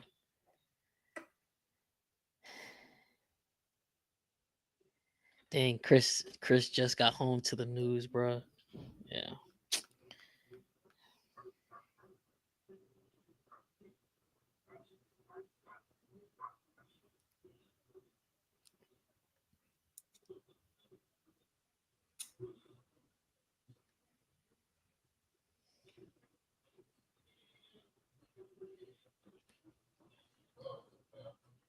And he's the one who thought it was like an injury excuse. Yeah. I'm like, Chris, when he said it, I was like, huh? I'm like, Chris, he got a castrate. Like, and then I didn't want to start like an argument, so I was like, you know what, I'm just let you have it. But I was confused. I'm like, bro, no, bro, it's probably pretty serious. If someone says he got a castrate, I don't think it's just some BS excuse. He did say that, man. Man, he played Carlisle playing games. He ain't nothing wrong with him. I'm pretty sure, bro. This shit is fucked up.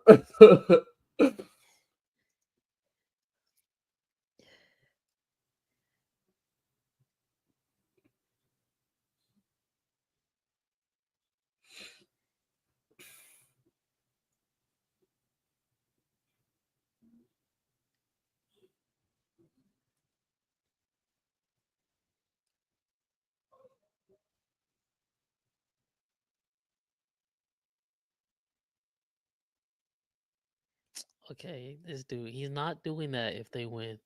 Said, I hope to see him holding the finals MVP trophy, even if it's in a wheelchair. No, it's not happening. That's not happening. Like, I love Halliburton, but he's not played finals MVP caliber, especially now that he's gonna have to miss Game 7. That is tough. Tatum and Halliburton, the two that had a lot to prove coming off that Team USA stint this summer, both torn Achilles, man. It's tough. Said Stephen A. Smith was shocked by Halliburton injury when he looked up from his solitaire game.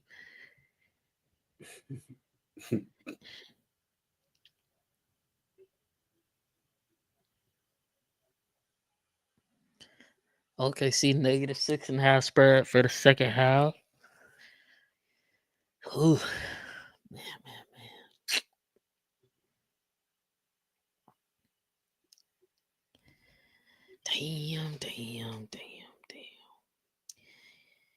Damn.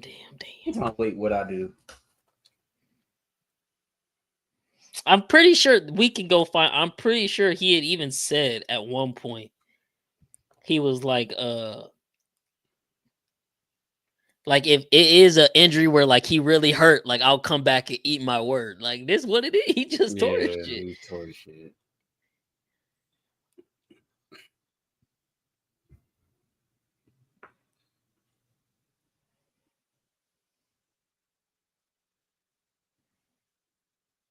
He said, "I'll show you my words." Yeah, he said, yeah.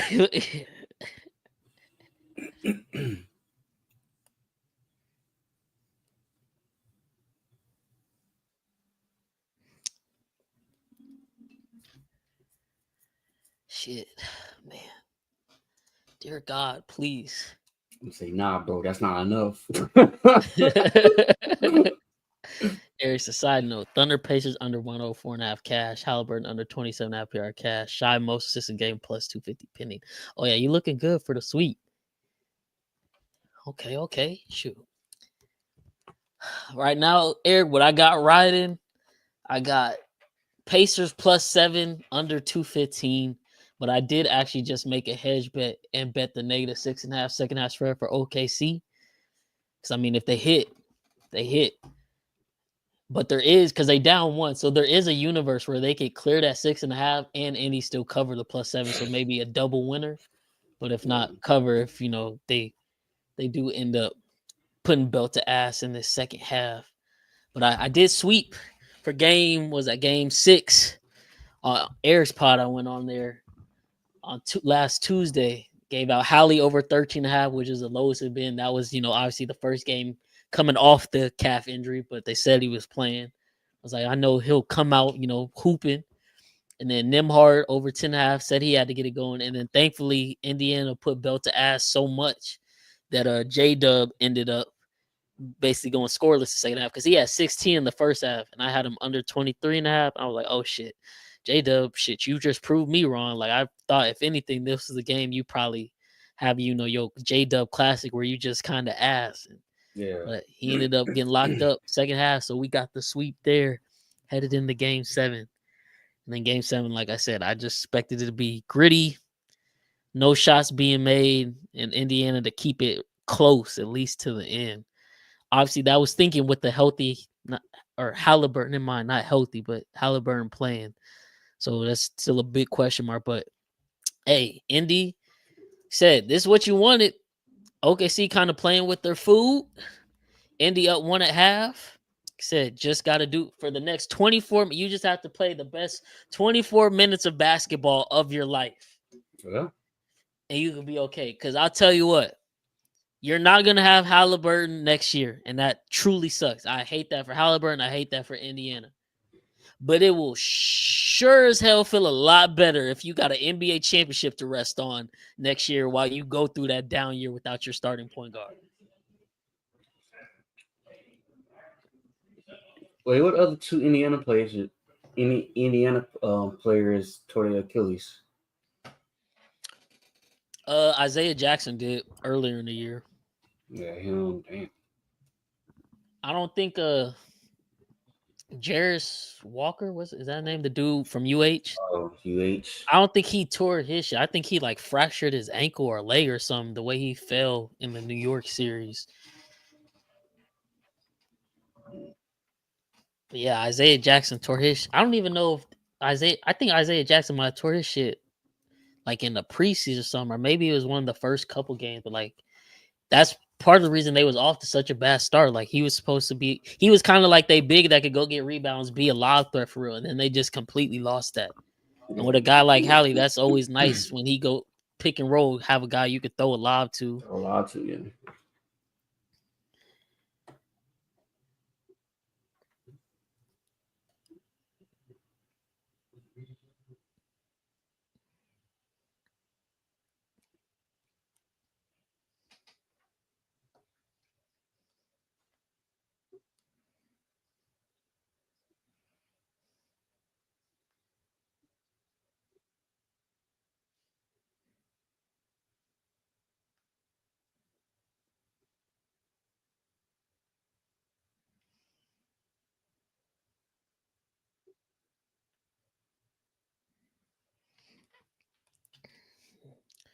Shit, I wonder because obviously when players have these injuries and they have the surgery by a certain doctor, like I wonder if all of these dudes finna use like the same doctor since it's all an Achilles tear. Like I know there's still variations of how much you tear your Achilles, and they're all not the same. But like I wonder if Dame, JT, Halliburton finna all use the same guy. And like, is that the same guy KD used back in the day?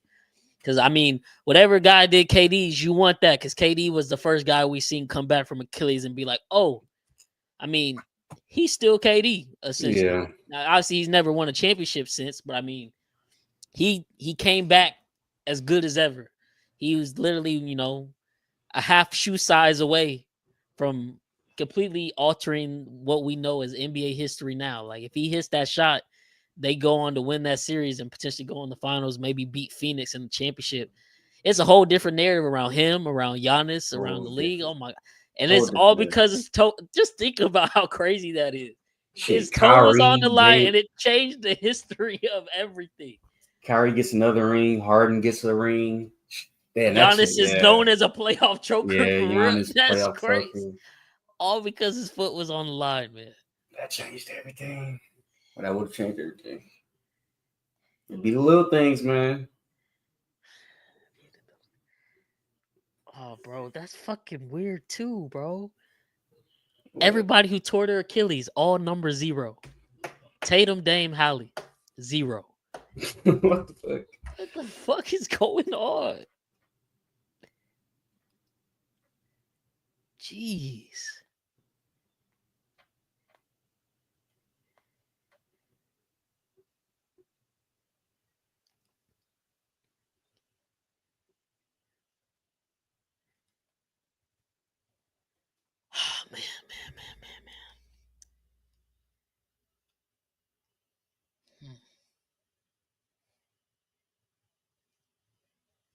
We're about to get second half kick back off. How you said, Thunder been kind of playing around. Don't seem too locked in. Besides Shea, Shea got 16. J-Dub with 5. Definitely gonna need J-Dub to be that Scottie Pippen, Robin, however you want to put it, to help get them over the hump and step up right now, especially given how he had that 3-game stretch. Because I mean, shit, if he don't help, like we said, Indy win this, you're gonna forever regret that. Mm-hmm. That was low key an offensive foul by Shea. He just kicked out way far on them. I'm glad they didn't call the foul though. That's what I would like to see. If anything else in this second half, can the refs please stay out of it? Like, let these players decide this game, bro. I don't want to see nobody in foul trouble on either side, where it's like they can't be in the game the final minutes, and it's a crucial player to either team.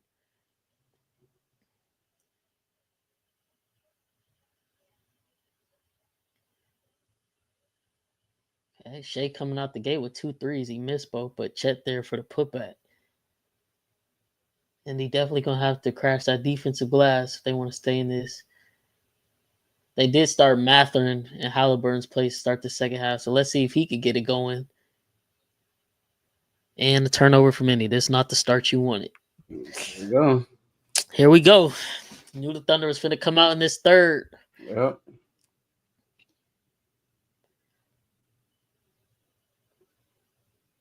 I think if they hit a 3, you got called timeout. So the crowd don't really get into it that much. They just shot one but missed. But again, another offensive rebound. Indy has got to crash the glass.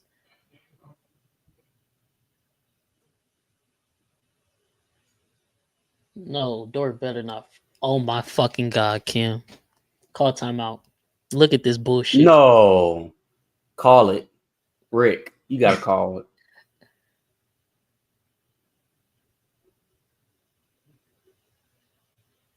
Okay, that's Siakam. It's going to have to be him. Oh, my God. Oh, if he didn't hit that shit, it was going to get scared. Pascal, what the fuck?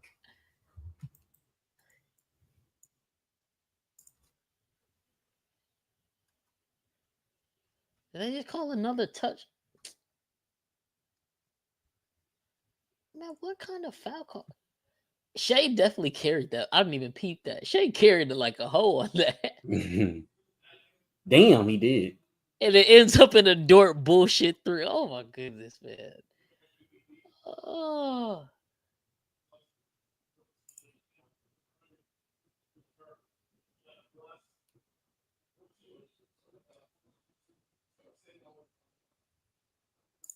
OKC is crashing the offensive glass hard. Yeah, they came out this third quarter ready. Crowd is electric. Was that Chet? No, that was Caruso. Oh, it was Caruso.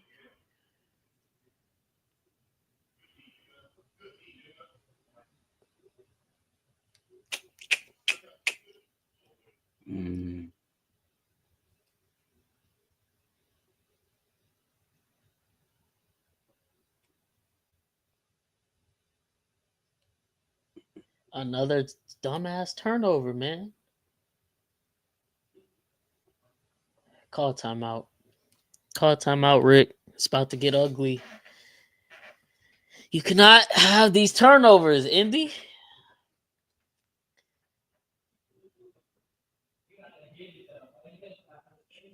Mather just dropped the pass. What the fuck? How did he just drop it? I don't know. I don't even know how he made that. But that's a good ass finish. He's almost man on. Yeah, I mean, it wasn't a foul, but that's a tough ass make for sure. Those are unforced turnovers. Unforced, not getting a defensive rebound. That's not going to help you, man. Fuck. Oh, man. Gotta make some shots now. Gotta keep fighting back because OKC not about to stop.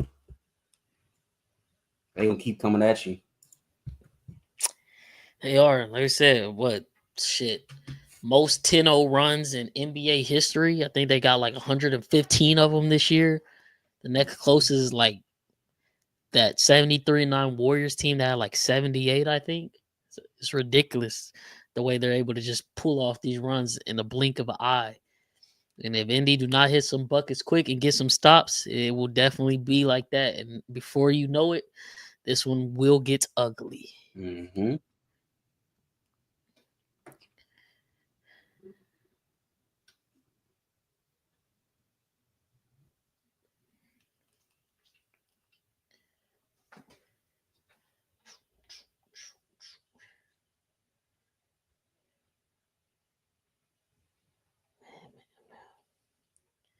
Yeah, no. Mathurin gonna have to. Someone's gonna have to help Siakam. I don't know who. Mathurin, Nembhard, McConnell. That's probably gonna be the top three. Maybe Obi off the bench could get something going.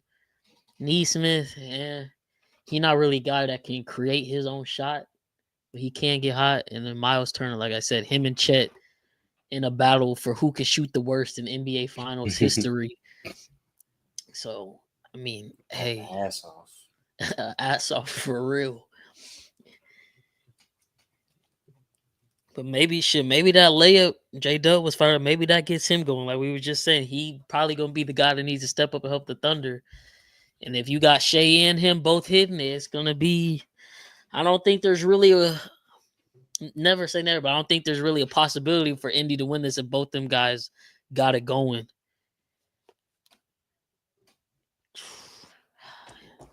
Halliburton's Killy couldn't just stay on the bone for 30 more minutes, dog. And you know the crazy part is too, because ever since the injury, Carlisle been staggering his minutes a little bit more.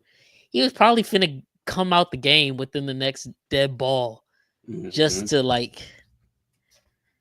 Fuck up. Oh my God, life ain't fair, man. It's not fair. Came out on fire, man. 3 for 4 from 3 could have been one of them games for him. Etched in NBA history forever.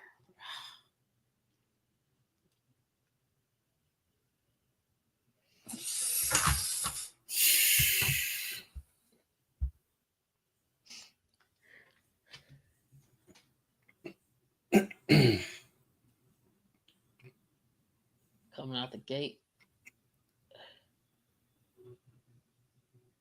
Okay, well, I'm like, damn, like, OKC can damn near get away with murder. Yeah, that's a foul, bro. Like, over here beating the shit out of him.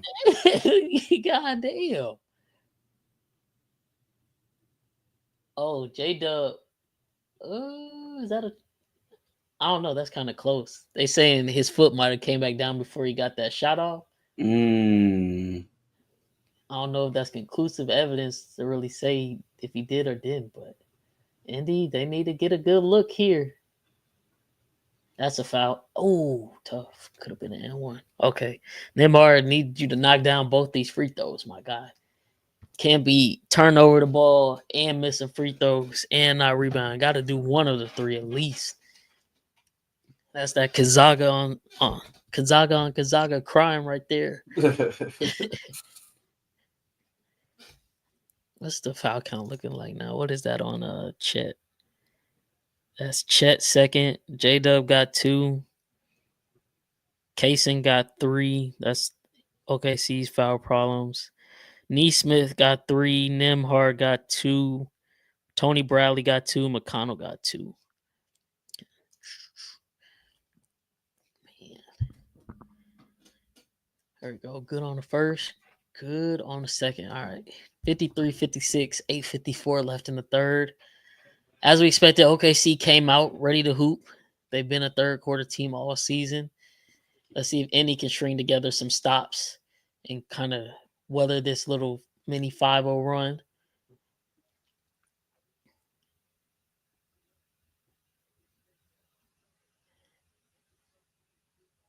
Oh my God, Miles Turner hit one. Oh my God, he hit a 3. Finally. My goodness. Tie ball game just like that. Okay, Indy, keep weathering these little runs. If you can answer back every time, damn, Shea just answered right back with his shit. Okay. Lid kind of coming off for him now. He was over 5. Yeah. But I'm not mad at it. He not shy about getting them up. That's all you ask. Shit. And another fucking turnover. Of course, TJ McConnell is getting absolutely locked up. And Dort just smoked the 3-on-1 fast break.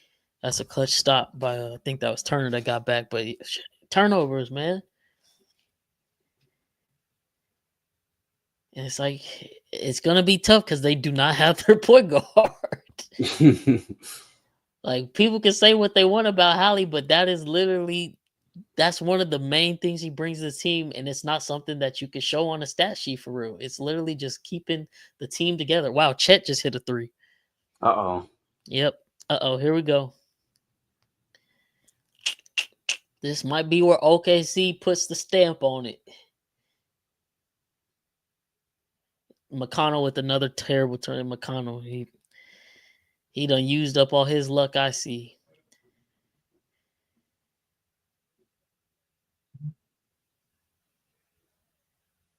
Another one. J-Dub rolled around in and, oh, yeah, it's over.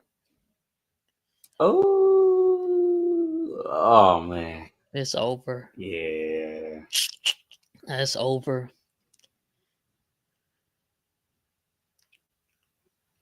Nine-0 run in a minute and 17 seconds. Knew it was coming, man. The OKC special, man. OKC special. And if Indy don't get a bucket and they get another one, add another one to the tally of 10-0 runs.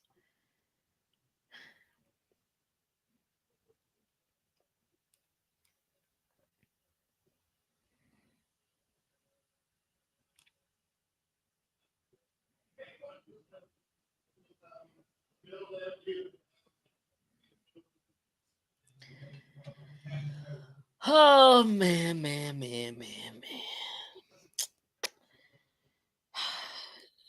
It's fun while it lasted, Indy. It was fun while it lasted. Also, another thing that could be like a reason with all these Achilles injuries. I know back in the day they used to wear hot tops for sure. Yeah, I've been wondering that. I don't know what happened to high tops, but nobody has them anymore. Like nobody. Maybe it was like back in the day, guards. Some guards wore low tops, but the bigs always had high top. But not everybody's low tops. Mm-hmm. I don't know, man.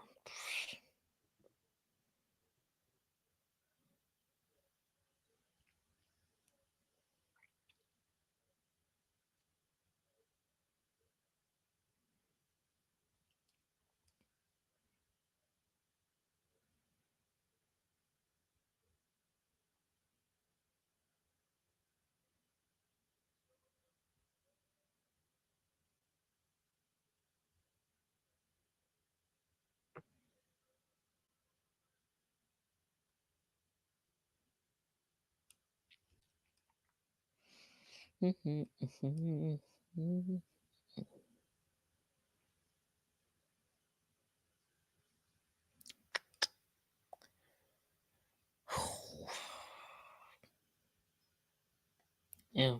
Who do you go to? Do it gotta be Siakam? Like you need a bucket right now. Like yeah, you can't not have a bucket right now. Gotta be Siakam.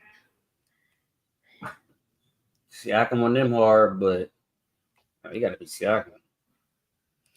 Shit, maybe do Carlisle got another defensive adjustment up his sleeve? Like maybe some weird type of zone or something to throw. Like you got to throw something at him. OKC's called a rhythm now. You can't get no more easy looks from 3. Here it said Bucks are 90-1 right now to win it with Tatum being out, Halliburton being out, Turner also leaving in free. Hey, I mean, Giannis, stay. I'm not saying he couldn't do it. What's Detroit's odds to make it to the NBA Finals? I feel like they got to have some pretty good odds, even higher plus odd. I would sprinkle on that. Cade Cunning really splashes onto the scene next year for real. Finishes top 3 MVP voting type shit. Yeah.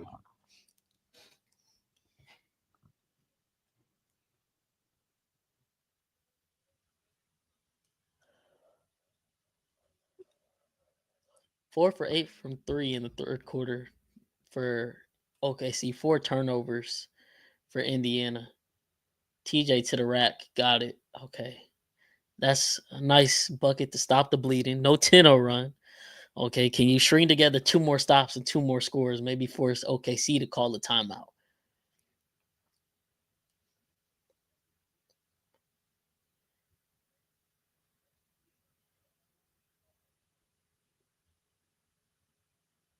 Nope. Shea, tough bucket. Oh my God. Shea got 21 and 9. 0 turnovers, too. Yeah, nah, that's he's having one of them games. Mm-hmm. On assist. Another Indy turnover.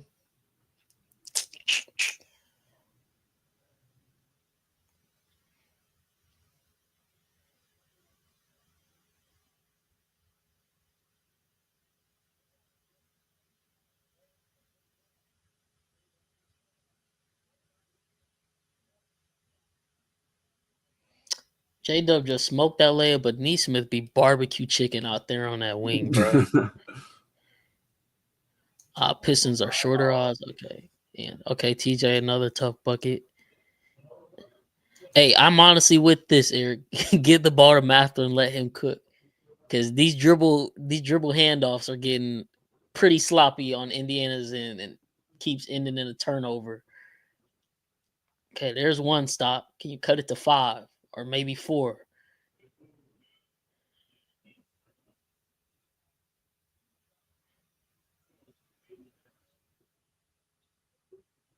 That's a foul. Hey, TJ McConnell with the game of games. Can TJ lead Hold him on back? now. Hold on now. That's too easy though. There goes Shea double.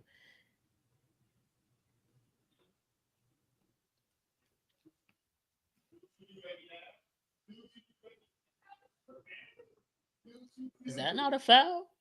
Damn. What is a foul, bro? Can we just be like? How is that not a foul? He just went over McConnell's back. But they caught. Oh my God, bro. I would be so frustrated as an Indiana fan. Like, how is that not a foul? Clear contact to McConnell's forearm as he goes up. That one too on the follow through. And they gonna give Shade that whistle, bro.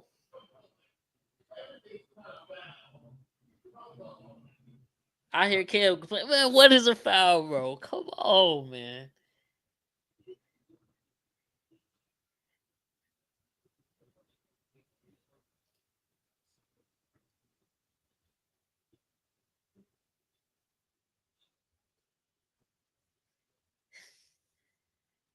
Connor's got Indy's last 8. Who got the last 8? McConnell. McConnell. Just hanging around. That's all you gotta do, man. Just hang around. They just need to string together 2 stops and get some buckets. Force Dagenau to call the timeout himself.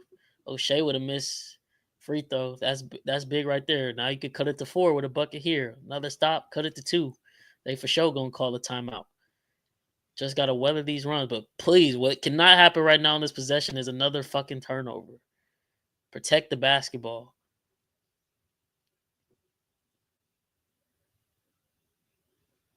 Damn, that's a tough bucket. Couldn't fall for Nimhard. Dort for 3.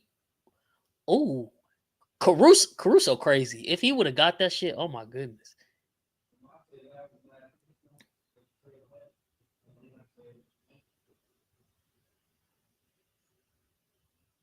That's a McConnell hooping. But that's the same play Shea does. Drive baseline, defender puts their hand on his arm, go up. But that's going to be a foul every time for Shea. And Indy cannot get that same call. Oh, there you go. Another stop. Cut it to 2 right here. Timeout OKC. Come on, McConnell. Go get 12 straight, McConnell. Come on, TJ. Hey. Okay. Get it out. Get another fucking turn. Oh my goodness. Obi got some of the worst hands I've ever seen for a dude with his talent. Like everything come off his goddamn fingers. Caruso crazy. If Caruso would have got that shit, that would bro. If he would have got that. Good Lord.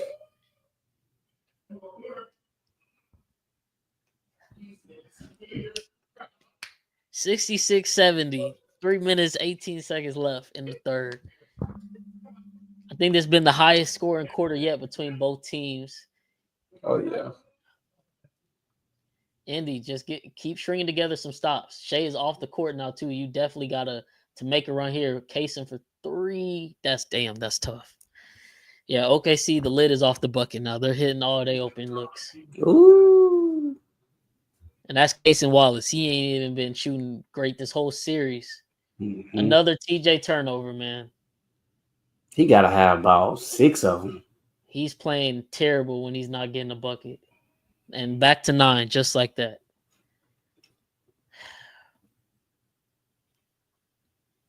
And this is where not having your superstar point guard, they got lucky. I don't even know if that was a foul. But Obi just turned it over again. J-Dub said challenge it. Like why are you even setting the screen at the corner between half court and out of bounds for TJ McConnell? Like just swing the ball. Because he's gonna get trapped. He all of really 5'11". Yeah. He's not getting that pass out. So yeah, TJ. I mean, not because he is the one keeping them in the game with his buckets, but he's also has some really bad turnovers. They've had 7 in the third quarter alone.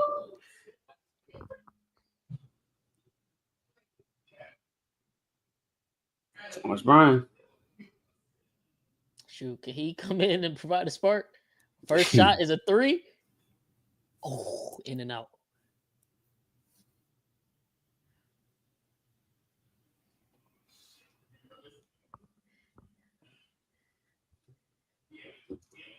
Let's see what is TJ. Obi got 4 turnovers. McConnell got 5, bro. That's 9 turnovers off the bench, bro.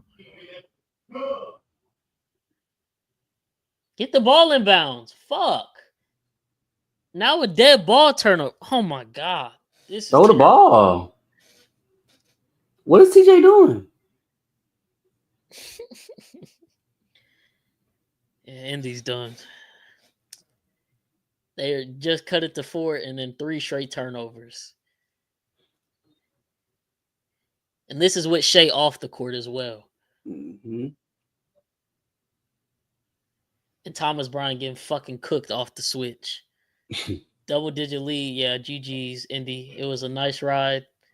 This is the worst luck you could have in Game 7. But obviously they've had, one of the most magical, luckiest runs to get here to this point. And it's all coming to an abrupt end. This is sad to see for Indy, man. Mm-hmm. OKC up 77-66. 2 minutes left in third. Like we said, man, expect an OKC explosion in the third quarter. If Indy's going to turn over the ball and not hit shots, they're not going to be able to weather this storm. Another person I haven't even seen or heard of besides hitting the first shot to open up the quarter, where's Pascal Siakam? He's nowhere to be found right now. Completely disappeared. Benedict Mathurin ain't done shit this quarter either, for real. Man. Yeah, Mathurin's the team worst, -14 on the floor right now. Like I said, McConnell with 5 turnovers, Obi with 4. Can't happen, man. Can't happen.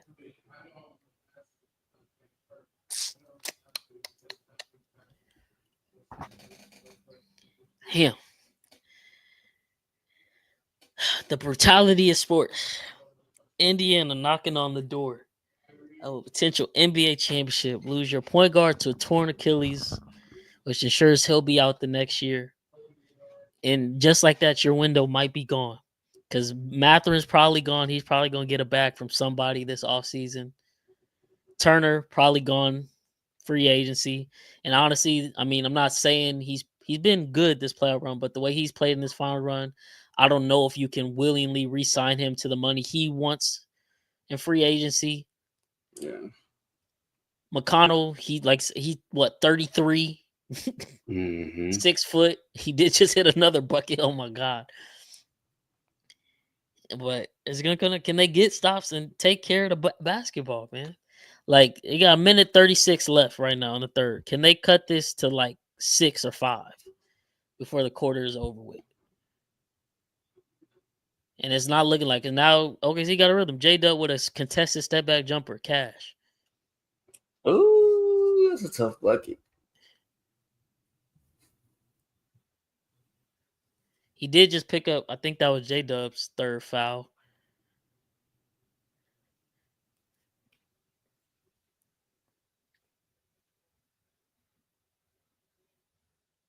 Yeah, shit.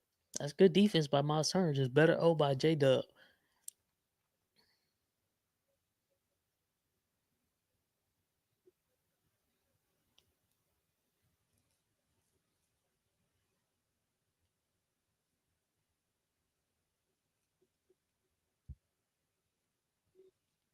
He got 4.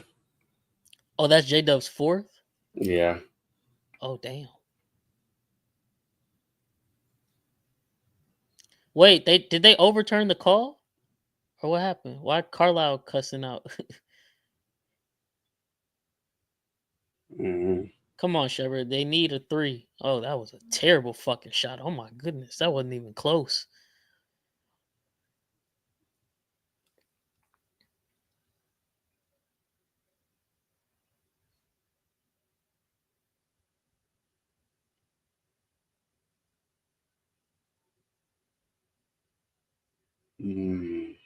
It's like, can anybody on Indiana get a bucket besides TJ McConnell?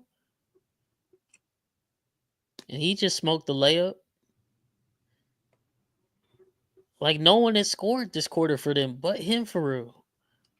I dead at what's the how many points they got this quarter?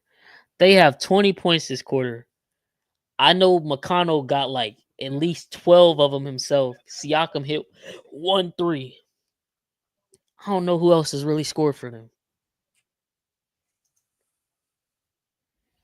That's tough. What was it? Did Miles Turner score this quarter? Or was that second quarter? You see, No, he did. He hit a 3. So. Yeah, he hit a 3. Yeah,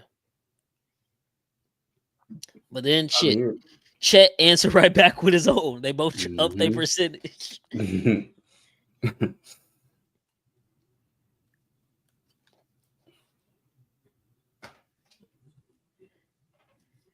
Score is what, 68 to 79, 35 seconds left.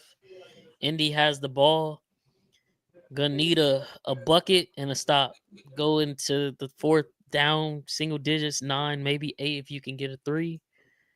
But shit.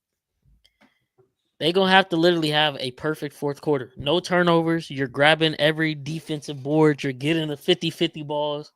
And someone's going to have to start making some type of shot. Because that's really what opened up.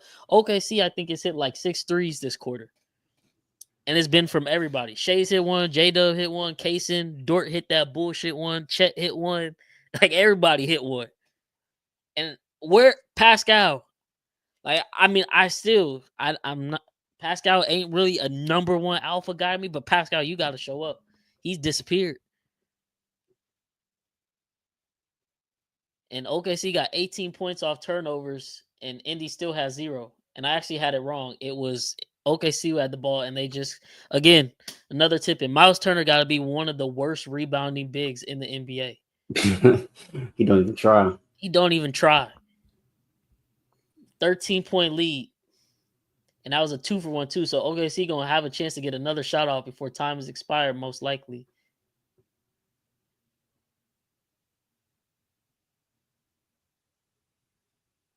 And great defense by Caruso. Block. Shea from half. If he hits this, oh my God.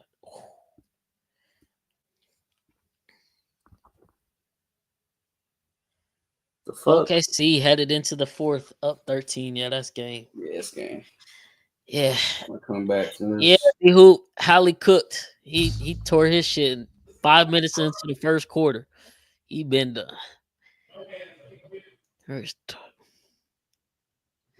I mean, they gotta look at something, man. This can't keep happening.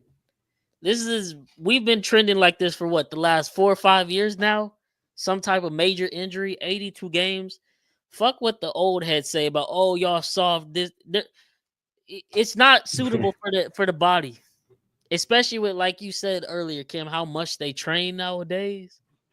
It's not suitable for the human body to be doing this much. And then you got the back-to-backs. I'm not even saying you got to shorten it by a crazy amount, but like if you shorten the season to like, say 65, 66 games, you can then eliminate back-to-backs. So players don't have to do that. They can rest up. And I'm sure that's going to prove dividends when you get into the postseason. Because you basically get to the point like OKC, Indiana have both played what now?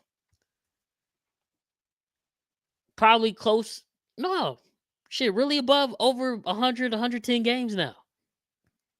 With the regular season plus postseason combined.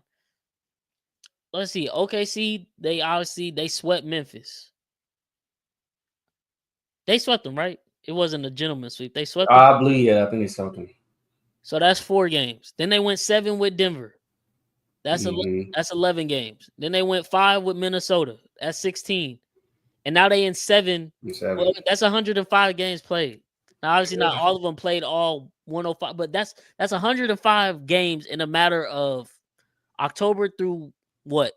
June? That's 6-7 months. 105 games, and that's not even talking about the practice and the travel. Like, come on, they got to look at it. And then that way, shit, you shorten the season up, then lower the standard for this NBA, all-NBA accolade shit, because that's another reason why these dudes are getting injured. Because these accolades are tied into not only just legacy, but that shit, their contracts have incentives for these accolades, or they can get better contracts with these all-NBA nods, all-star nods. Like, something's got to change, man. Silver got a lot of work to do. He got his work cut out for him, but something I for sure got to change. And I think it's got to start with shortening the season, man. I ain't gonna lie, that shit never happened. It's not, because it's money-hungry billionaires. It just messes up too much, though. Like, it messes up too much history in the NBA. It do. Like, if baseball not doing it, the NBA is never going to do it. Like, if MLB has yet to do it, NBA's for sure never doing it. And then you see NFL is adding even more games. But shit, they don't want to do it, and fuck, MLB viewership just keep going down by the numbers too. Nobody want to watch. And nobody want to watch Game 45 in the middle of the summer. They don't like the Yankees. They just went on that terrible stretch where they didn't score for what, 30 innings. Who gives a fuck? It's baseball. We know they're gonna go in slumps through in and out the year. Mm-hmm. Yeah. Yeah. OKC at 34 in that third to Indy's 20. Something's got to change. Third or fourth quarter just kicked off. Indy gonna have to start with some type of bucket, and they've come out with 2 bricks, and it's out of bounds off them too. OKC ball, yeah, it's over. It's gonna be built to ass, man. It's gonna be built to ass. OKC, you are the 2025 NBA champs. I mean, credit them; they've been the best team all year. I just hate the way this one came out, man. I would have loved to see Halliburton play all game, see what it could have been. Yeah. I'm not even saying it could have still, even with them, it could have potentially turned into this. Because, again, his calf was shit, hanging on by a limb. So if OKC turned up the pressure on defense, definitely could have still ended up with this outcome. But just hate that we're robbed of even getting to see it. And Shea with a 3. Oh, my God, yeah. Sheesh. Ooh, ooh, ooh. Yeah, man. Go ahead and get that Shea Finals MVP trophy ready.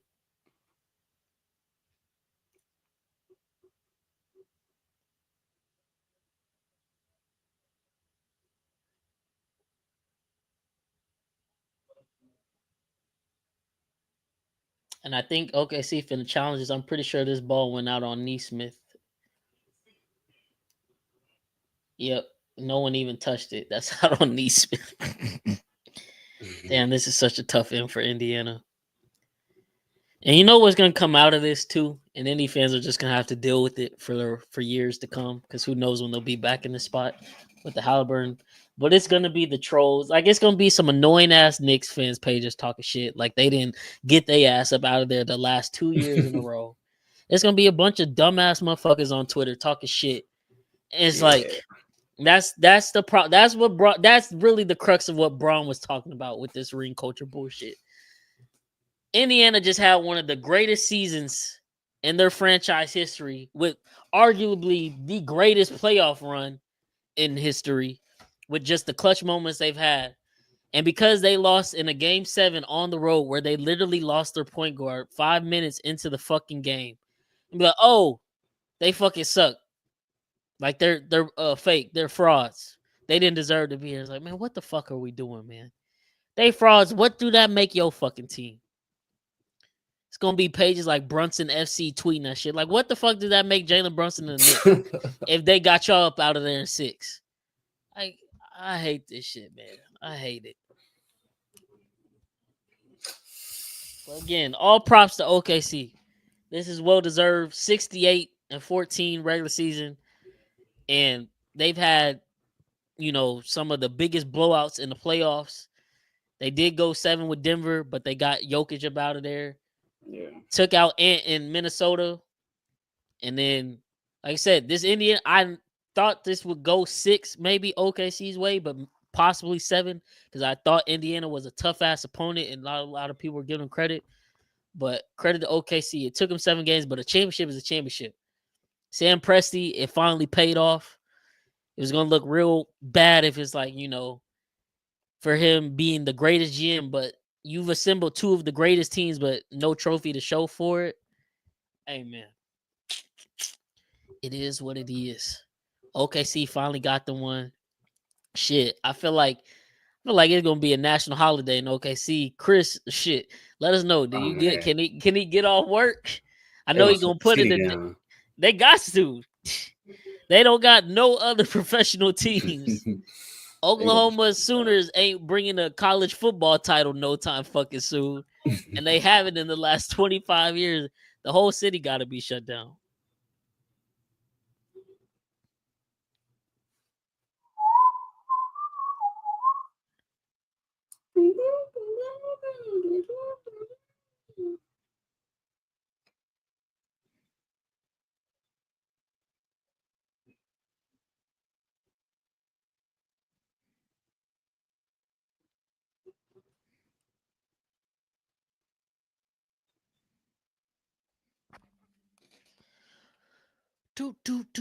Do. Man.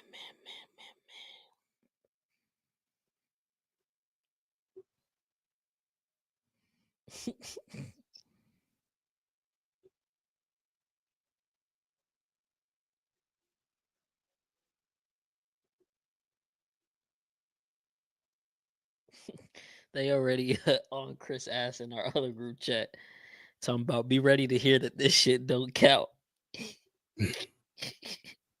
He said this shit didn't count as soon as Ja went out. Remember, he had him figured out.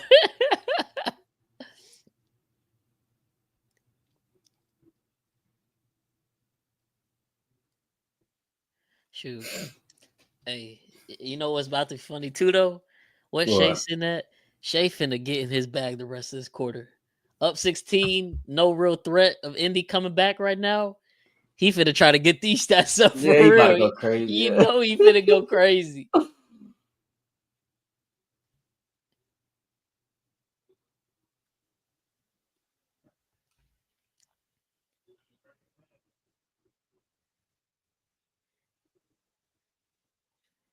Neesmith with another foul. I don't think Indiana still ain't even scored this quarter yet. They haven't? No. Wow, that's insane. And man, Neesmith, 22 minutes, 3 points, 4 fouls, bro.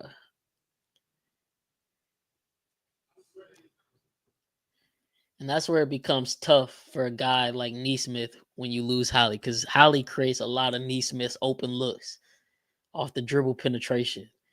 Yeah. And if he's not getting his looks, he just out there running around on defense. And obviously he's got one of the toughest matchups.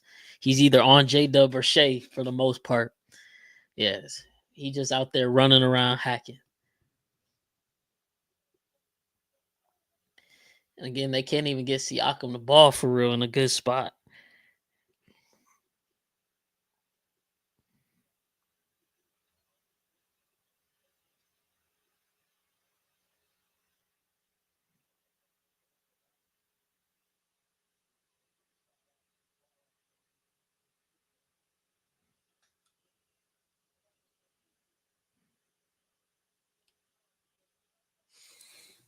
Damn, you think they make it back here again next year? Who, OKC? Yeah. Honestly, because I get it. They obviously have a great team. They're going to return a lot of these players. Obviously, Shade, the MVP. But this league's so damn crazy. It's like we keep saying that every time someone wins a championship. They definitely running it back. Been saying the past 7 years. They've been saying for the past 7 years, it do not matter.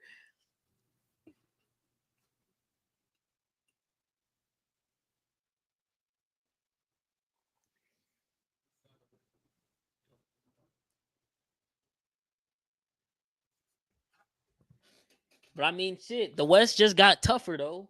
Obviously, with the KD trade on Rockets, I'm not saying, we finna be the OKC stoppers, but that's definitely a tough playoff matchup if the Rockets are able to stay healthy with him.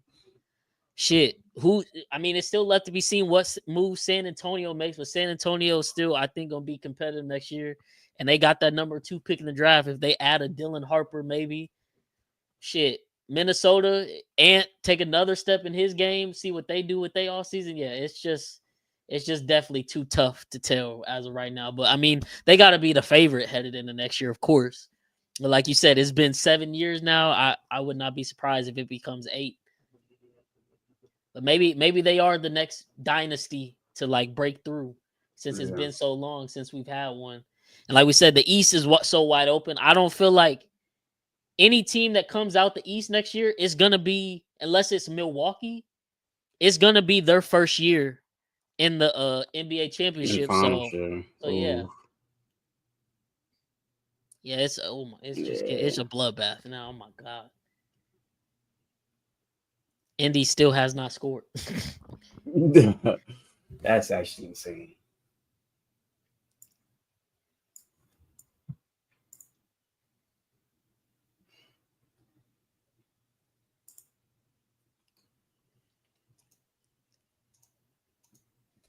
But yeah, I mean,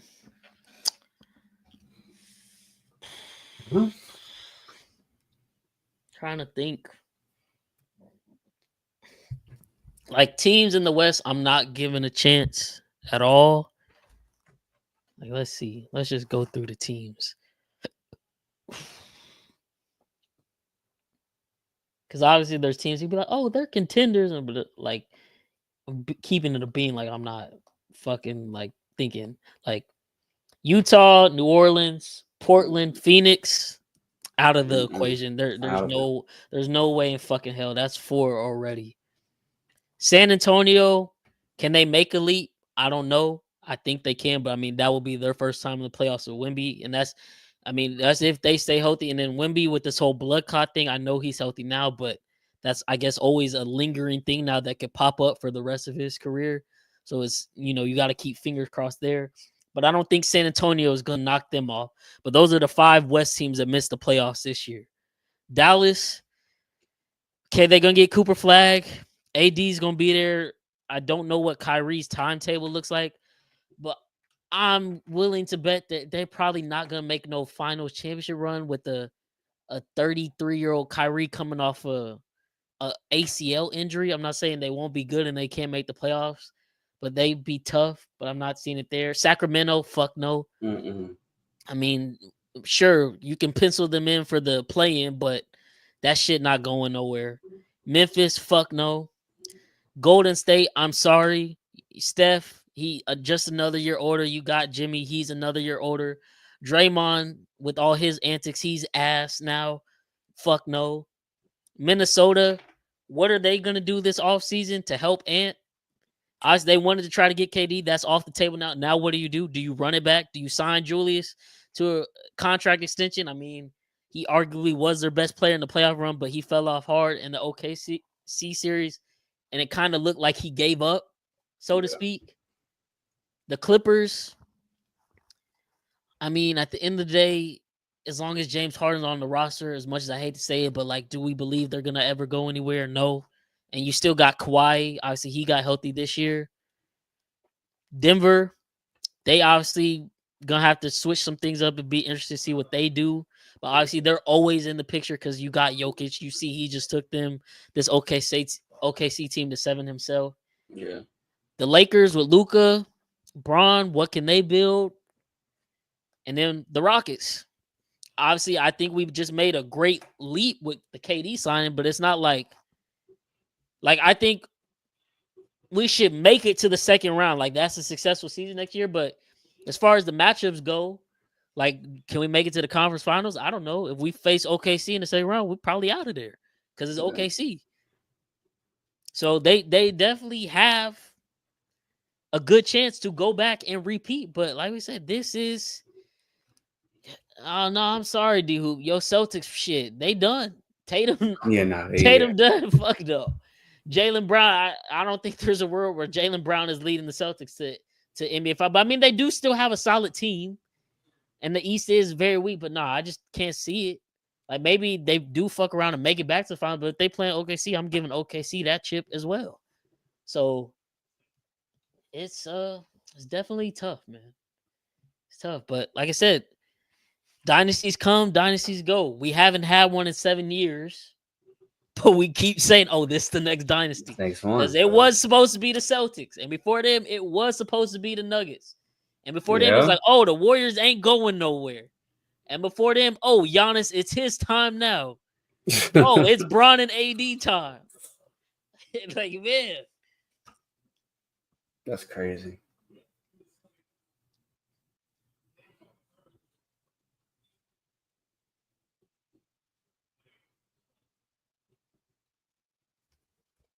Check just blew that layup. Then they bailed him out with a weak ass foul call. Like, man, what's the point of even calling that shit right now? Let's just get the game over with. I mean, it is a foul. Damn.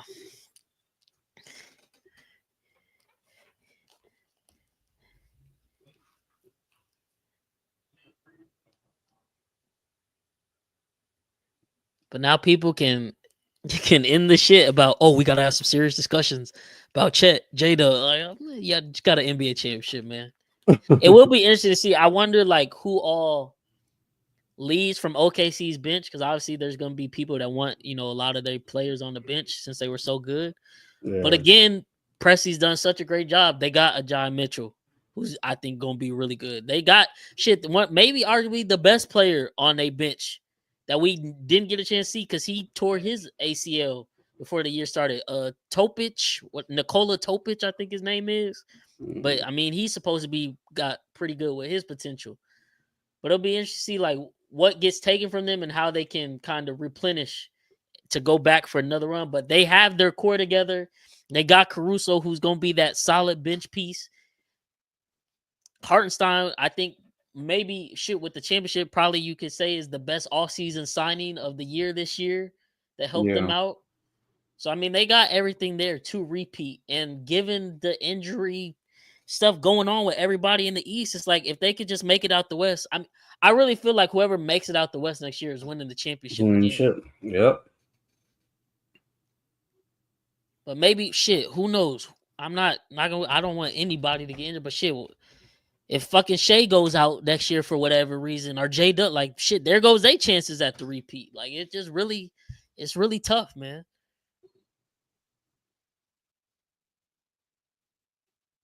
And that's why, like, say OKC does go on to be this next dynasty, can motherfuckers just appreciate the shit for real, man? Like everything now on sports opinions is just we gotta tear down who's at the top. You see how hard this shit is to go back to back because of shit like injuries. This Halliburton's Achilles just ripped off the bone, man. Like that shit, you don't plan for that, but that shit happened just like that. Window gone. Boston, who arguably, I mean, they still were gonna lose to the Knicks that game when Tatum tore his shit and would have been down 3-1. But their window with that current roster gone. They most likely trading Drew. They trying to get Chris Shapps out of there. Like that window with that team is gone. I really just said that segue, man, because football season up next. Man, what the fuck? Chiefs did all they did, but Mahomes can't be the best quarterback with all the shit. But no, we'll get to them discussions later on in the summer, man. We'll get to those discussions later on. But yeah, man, I think OKC has a very good chance to be that next dynasty just with the team they have. But yeah, it's definitely going to change. Like, you know, how teams come at them next year. Now they truly got the target on their back. They haven't been like that, you know, ever. It'll be interesting to see what they play like when that's for them. Because, I mean, we seen it. Nuggets, Celtics, they couldn't hold up. They couldn't even make it past the second round. Like, we haven't even had a repeat champion make it past, or a champion from the previous year make it past the second round in years. Yeah.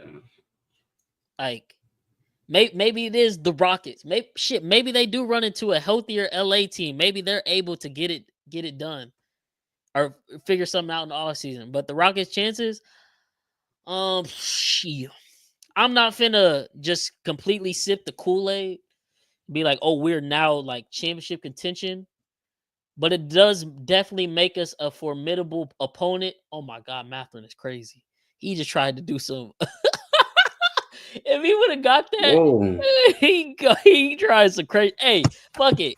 You down 19 with 6 minutes in game 7. Fuck it. Let your nuts say do everything. Fuck it.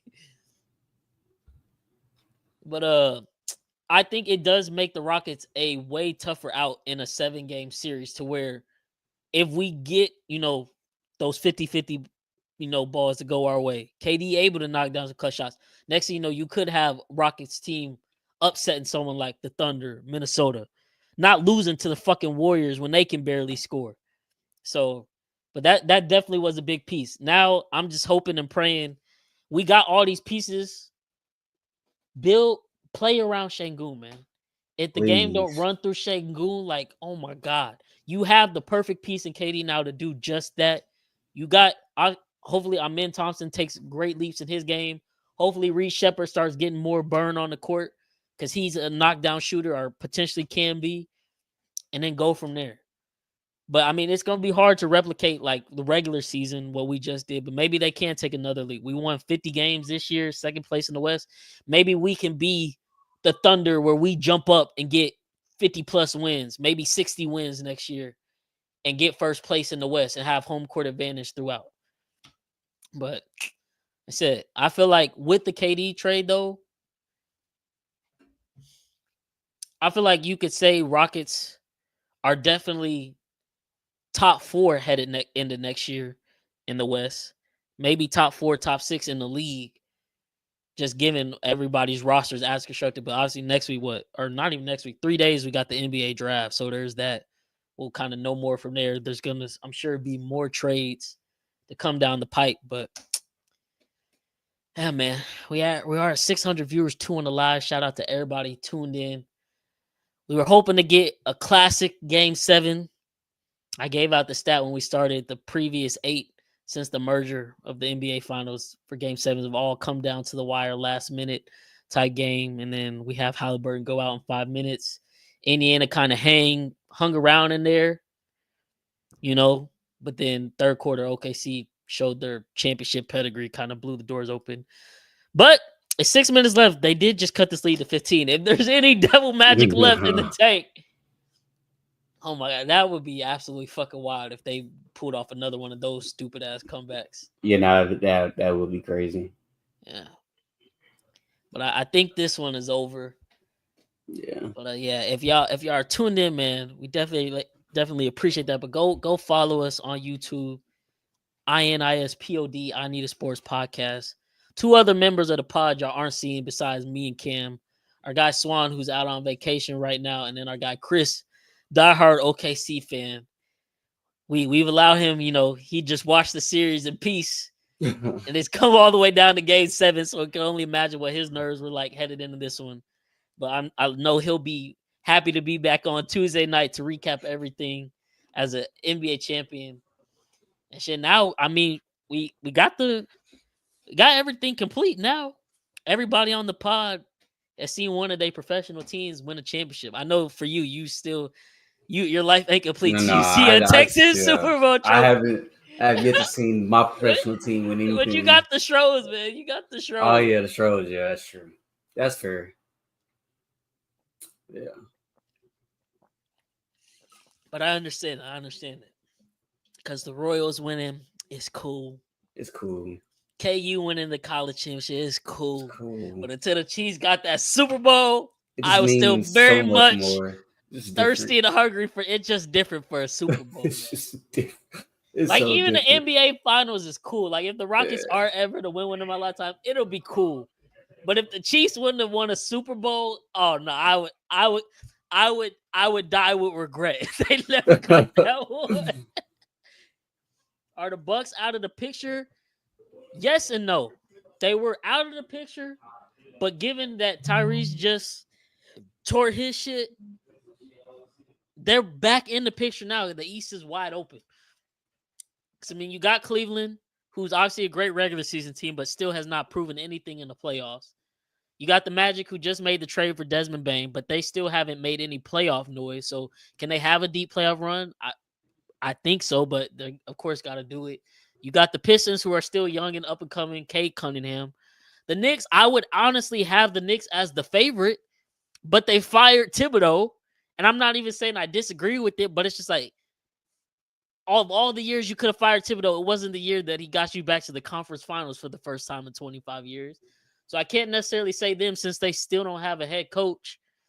So yeah, Milwaukee's back in play, but I mean, their team is very depleted. They're going to be without Dame. It's just going to be Giannis. So who can they draft or bring in? Because they don't really have any assets for real. So it's kind of tough for them. And now Mathurin just go down. Hopefully this ain't no serious injury. What just happened to Mathurin? Ooh, damn. He just landed hard as shit on his hip. Fuck. Oh, shit. Oof. That hurt. That hurt watching it. Ugh. Damn.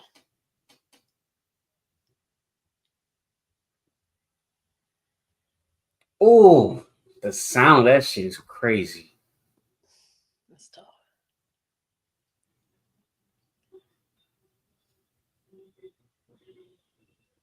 Yeah.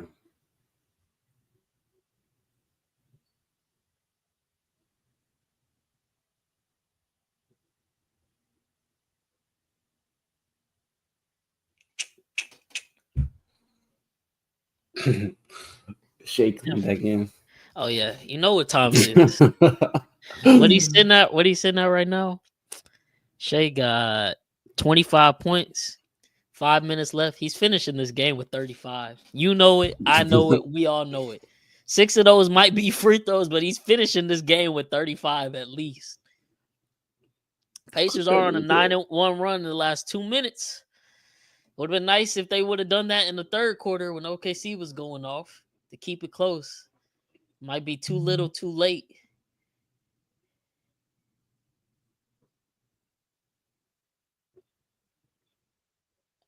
And like that, you can't have that's a miss, but you offensive rebound. And now the ball in Shea hand, he about to get him a bucket, I bet. Oh, he missed.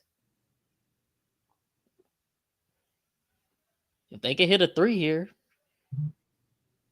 shit, Mathurin, got to be him. Like,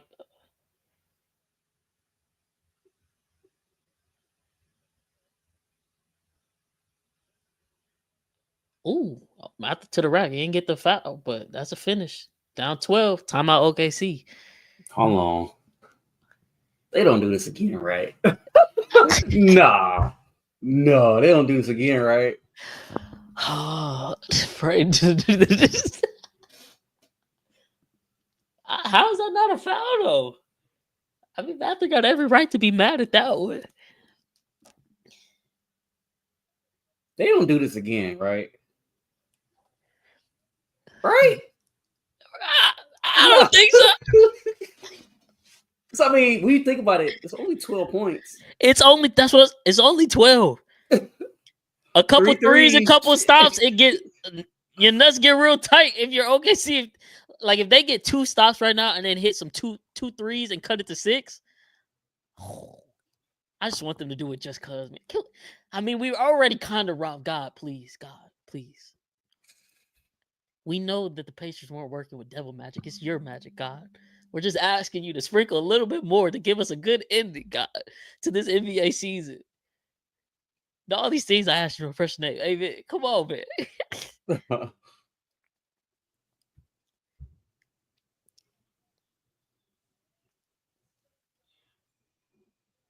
But if they did, oh my goodness. There's no way, man. There's no way. There's just no way. 21-12. But if they want to get this backdoor cover still and cover the +7, I would love that.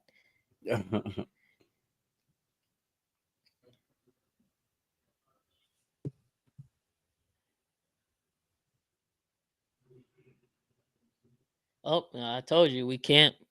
There's Shai's first free throws attempts. You couldn't end this game without some Shai free throws. What? They called that a foul?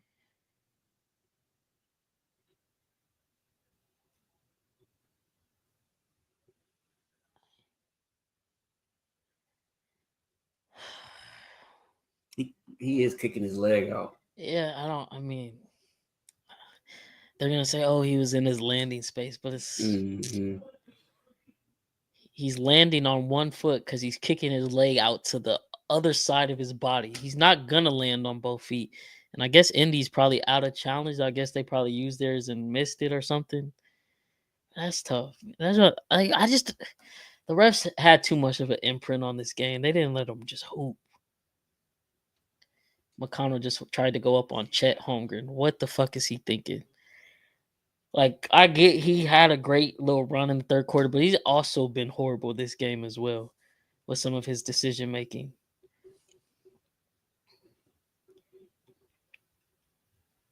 Chet got 5 blocks. And that's why you don't get rid of him, you dumbass OKC fans. You're not finding that nowhere on the street.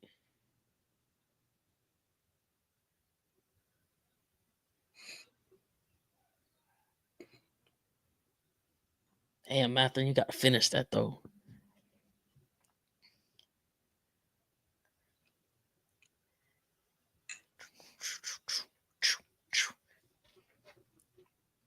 He traveled.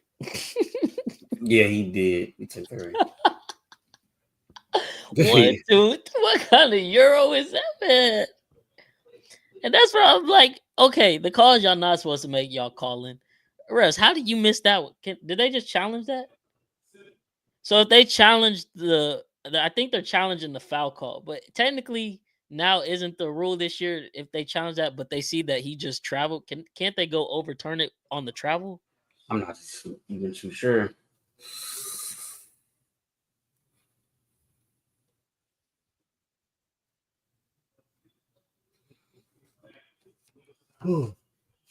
I mean, that is a foul, though. I mean, he hit his arm and then his hands were on his body. Like, it's martial contact, but I mean, the shit they've been calling for OKC, that's got to be a foul. It got to be a foul, yeah. But that's where I'm wondering, like, can they then say, like, oh, it's a travel? Because it definitely is a travel. But, like, if you can't overturn the travel, then this is a foul. Shai pushes him. It's slight, but he pushes him. What are they? They saying it's a gather. Man, that ain't no fucking gather. You go try that in any game. The ref is calling that travel. They said only in the NBA that's a gather. Okay, they kept the call as a defensive foul. That is not no gather though.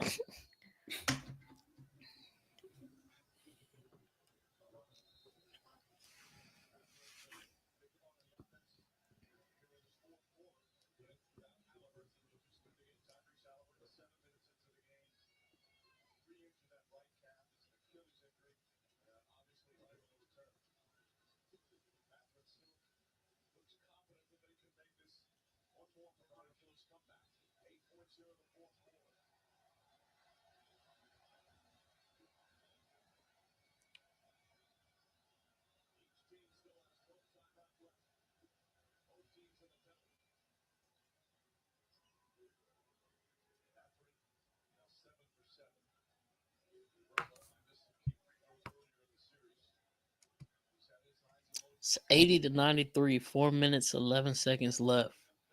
Mather could cut it to 12 with the second free throw if he hits. But they're going to have to get some stops and some threes at some point. I know Obi has been kind of dog shit, but I'm kind of surprised he's not on the court just for 3-point purposes. I think OKC just burned their final timeout too because they couldn't inbound the ball. They're out of timeouts. That's big. That's huge, yeah.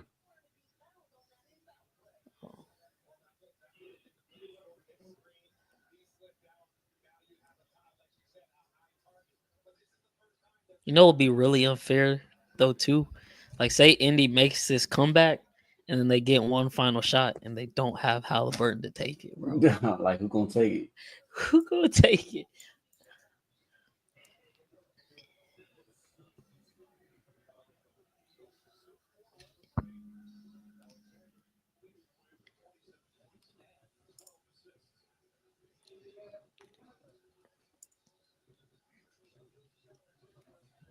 Wow, the Fever lost. They was winning. Fourth quarter.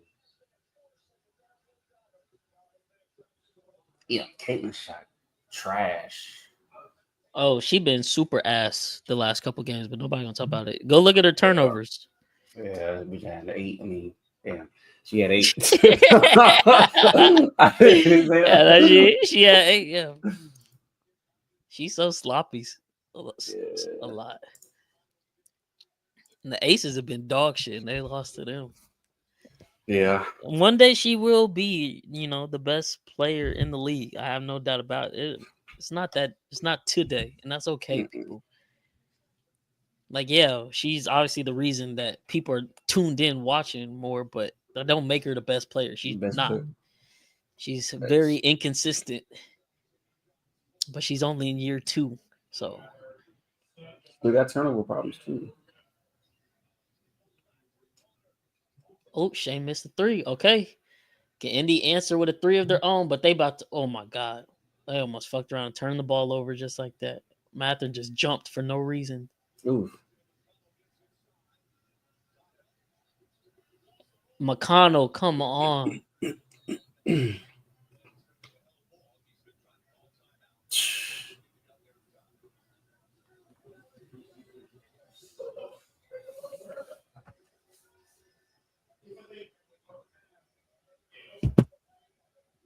And I think Chet tied that up. So it's going to be Mather versus Chet on a jump. So he's not winning that.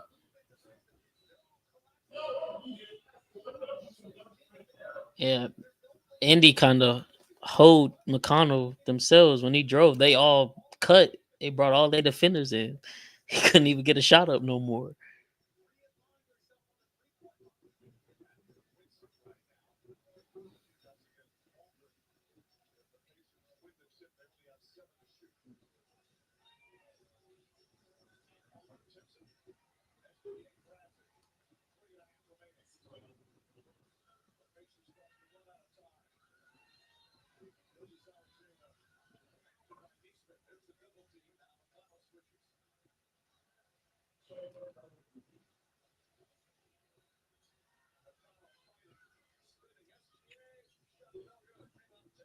Shea getting shots up to try. McConnell, did you not see? McConnell's been so ass, bro. Like there's no way he did not just see Dort out the corner of his eye coming up behind him like that.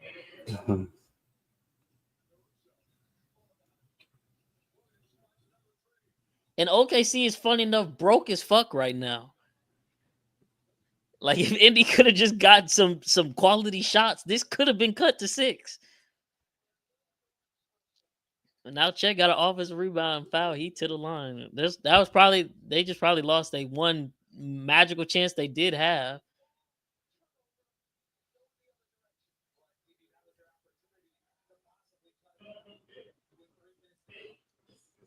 Chet missed. Oh, Indy. Oh my God.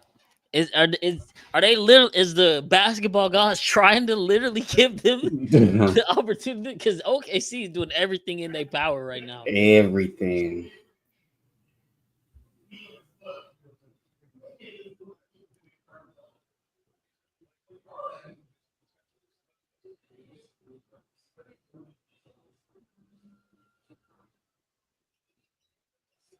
Okay, he got the second 13-point lead, 2:47. Like, yeah, it's got to be a 3.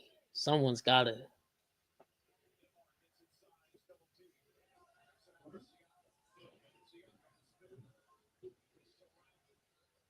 Nemhard step back. Oh, he hit it. Uh-oh. Oh, but they didn't get back. Damn.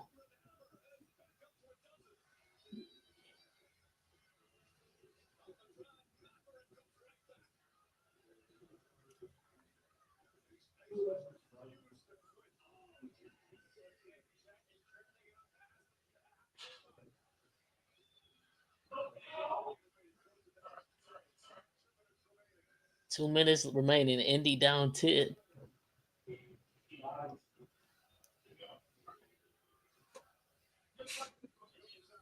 Well, Neesmith is such a fucking dumbass, bro. He's fouled out. He's fouled out? Yes, on some stupid shit. There was no reason to even what is he fucking doing?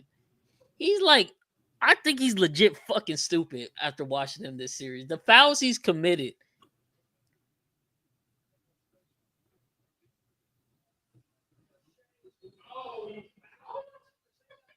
Like, if you're gonna jump, just jump straight up. Why are you jumping onto his back?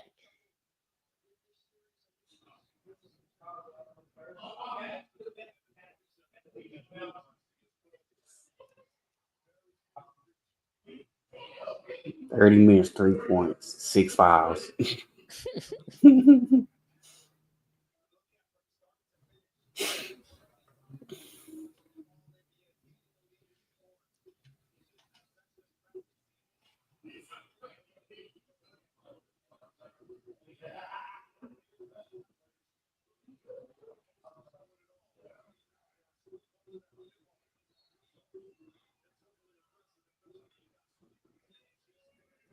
What is Shea sitting at now? I think he got 29. Huh. You know what's funny as hell? What? I had one of them little free spin tokens on Boom. It's just to win like $27, but I had him under 33.5 and Holly under 27.5 PRA. I think technically because Holly's out, like I think it still counts since I had his under. Yeah. But Shea got 29. He finna stat pad his way to 35, like I said.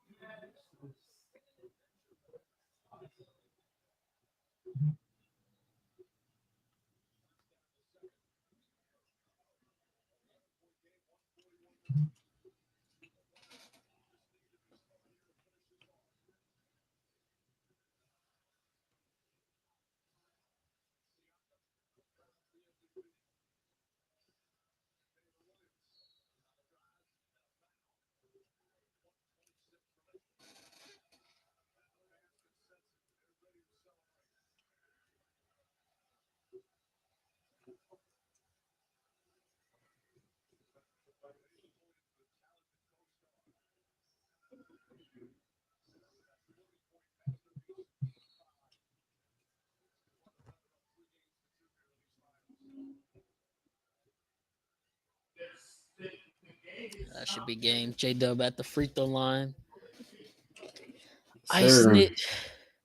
Shea, just chill, bro. Chill. You're NBA Finals MVP. You're a champion, bro. You don't have to score anymore, bro. You know, I want to score. I gotta get my 35. I want to beat Michael Jordan's average for any final series he's ever played. Greatest Thunder team in history. Oh, for sure.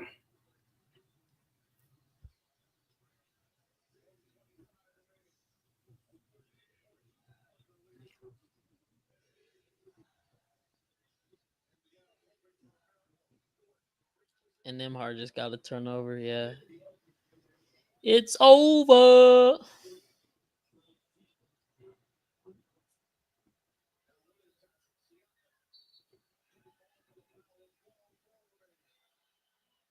Okay. At least J-Dub got fouled.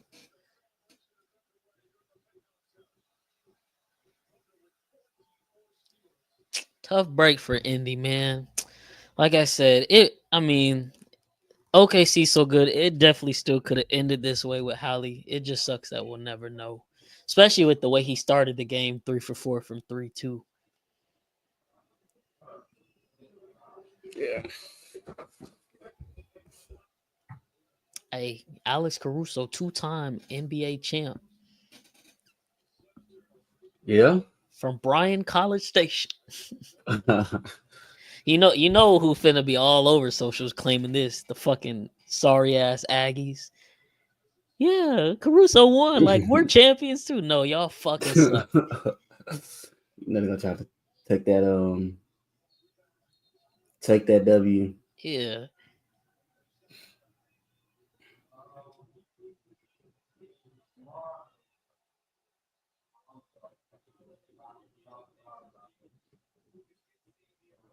Shea want the ball. Please foul me. Please foul me.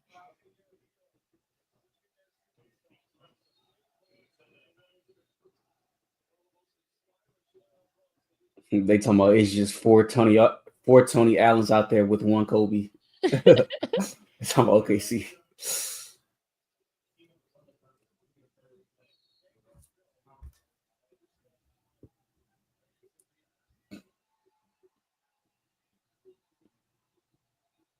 Oh my guys, let's just end the game. Fuck. Right? Like, come on. Wow. Alex fucking Caruso. Lou Dort is a fucking NBA champion. Like what? I fucking hate him.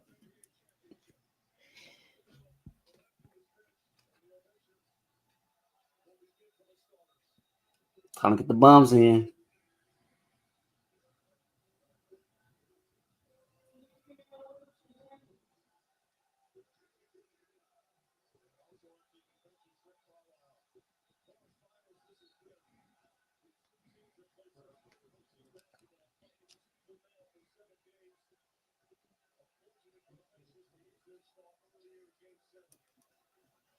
Oh, they pulled Shea out. Wow. Yes. Mm-hmm.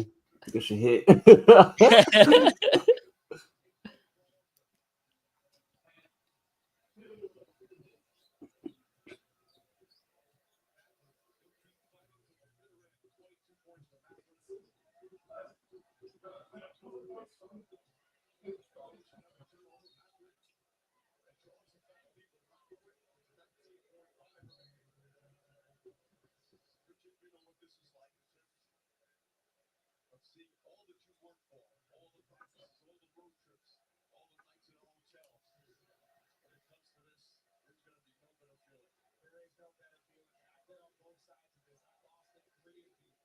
Oh, J-Dub, huh?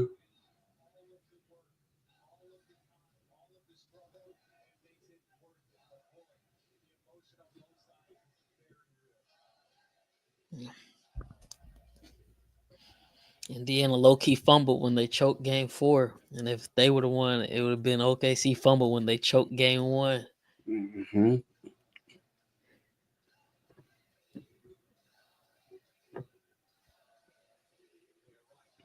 Yeah.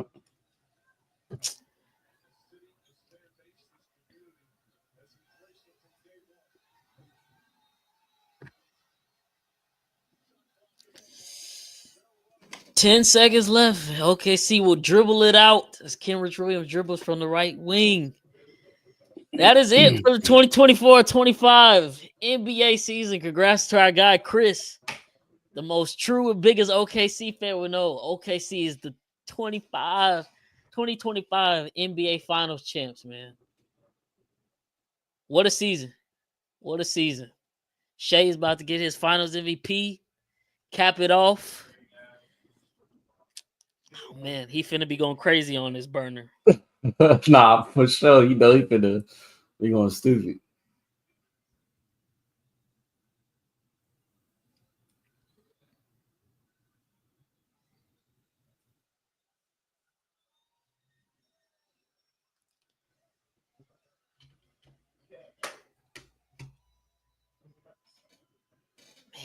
Man. And now, as they head into the 2025-26 season, can they defend their title? First team to go back-to-back in 8 years, man.